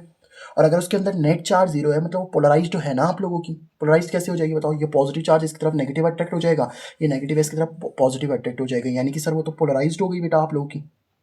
समझ पा रहे हो बात को आप लोग, है ना। और पॉजिटिव से नेगेटिव की तरफ क्या हो जाएगी बताओ आप लोग, एक इलेक्ट्रिक फील्ड बन चुकी है यहाँ पे। तो जैसे ही मैंने इस डाइलेक्ट्रिक सब्सटेंस को इस इलेक्ट्रिक फील्ड में रखा ना, तो देखो ये पोलराइज्ड हो गया, है ना। भले ही इसने अपने आप में से इलेक्ट्रिसिटी को कंडक्ट नहीं करी, बट जैसे ही मैंने इसको क्या करा बेटा, इस तरीके से इलेक्ट्रिक फील्ड के अंदर रख दिया तो ये पोलराइज्ड हो गया आप लोगों का, ठीक है। तो डाइलेक्ट्रिक ऐसे ही सब्सटेंसेस होते हैं जो इलेक्ट्रिसिटी को कंडक्ट तो नहीं करते, लेकिन जब आप उनको इलेक्ट्रिक फील्ड में रखते हो ना तो वो क्या करने लग जाते हैं बेटा, इलेक्ट्रिक फील्ड में उनको रखते ही वो पोलराइज्ड हो जाते हैं। और ये बेसिकली इलेक्ट्रिक फील्ड को रिड्यूस करने का काम करता है। मान लो जैसे किसी डाइलेक्ट्रिक का ना, किसी डाइलेक्ट्रिक का डाइलेक्ट्रिक कांस्टेंट के आ रहा है, तो वो इलेक्ट्रिक फील्ड को के टाइम्स रिड्यूस कर देगा। मतलब अगर डाइलेक्ट्रिक कांस्टेंट की वैल्यू 2 आ रही है ना, तो वो इलेक्ट्रिक फील्ड को 2 टाइम्स कम करेगा। अगर किसी डाइलेक्ट्रिक कांस्टेंट की वैल्यू 5 आ रही है तो इलेक्ट्रिक फील्ड को 5 टाइम्स कम करेगा, 3 आ रही है तो 3 टाइम्स कम कर देगा, ठीक है। जैसे डाइलेक्ट्रिक कांस्टेंट डाला मैंने, अब इस डाइलेक्ट्रिक कांस्टेंट का वैल्यू मान लो के है, तो जहाँ पे जिस इलेक्ट्रिक फील्ड में मैंने इसको रखा होगा ना वो के टाइम उसको कम कर देगा। अब अगर हमें डाइलेक्ट्रिक सब्सटेंस निकालना है between the parallel plate capacitor, वो कैसे निकाल सकते हैं। मान लो सिंपल सी बात है, ये पॉजिटिव चार्ज वाली नेगेटिव चार्ज वाली प्लेट है, ठीक है। और ये ई मतलब अगर आपको बीच में कोई पॉइंट दिया जाता है ना मतलब पी पॉइंट, तो इस पे अब ऑब्वियस सी बात है प्लस की वजह से इलेक्ट्रिक फील्ड ऐसे होती है, माइनस और माइनस की तरफ ही होती है। तो in the absence of dielectric substance the electric field will be, net electric field कितनी होगी, सिग्मा बाई एप्सिलॉन नॉट होगी। आपको पता ही ना बीच में कितनी इलेक्ट्रिक फील्ड निकलती है बेटा, सिग्मा बाई एप्सिलॉन नॉट निकलती है। अगर आपको बीच में पॉइंट पी पे इलेक्ट्रिक फील्ड निकालनी है ना, तो कितनी होती है, सिग्मा बाई एप्सिलॉन नॉट होती है। अब क्योंकि यहाँ पे इलेक्ट्रिक, अब सिंपल सी बात है यहाँ पे अभी इलेक्ट्रिक फील्ड नहीं है ना, सॉरी डाइलेक्ट्रिक सब्सटेंस नहीं है ना अभी यहाँ पे, तो डाइलेक्ट्रिक सब्सटेंस अगर आपने नहीं डाल रखा है तो net electric field sigma by epsilon not होगी, उसको हम ई नॉट बोल रहे हैं। तो ई नॉट कब निकाली आपने, जब कोई डाइलेक्ट्रिक सब्सटेंस नहीं है यहाँ पे। समझ पा रहे हो बात को।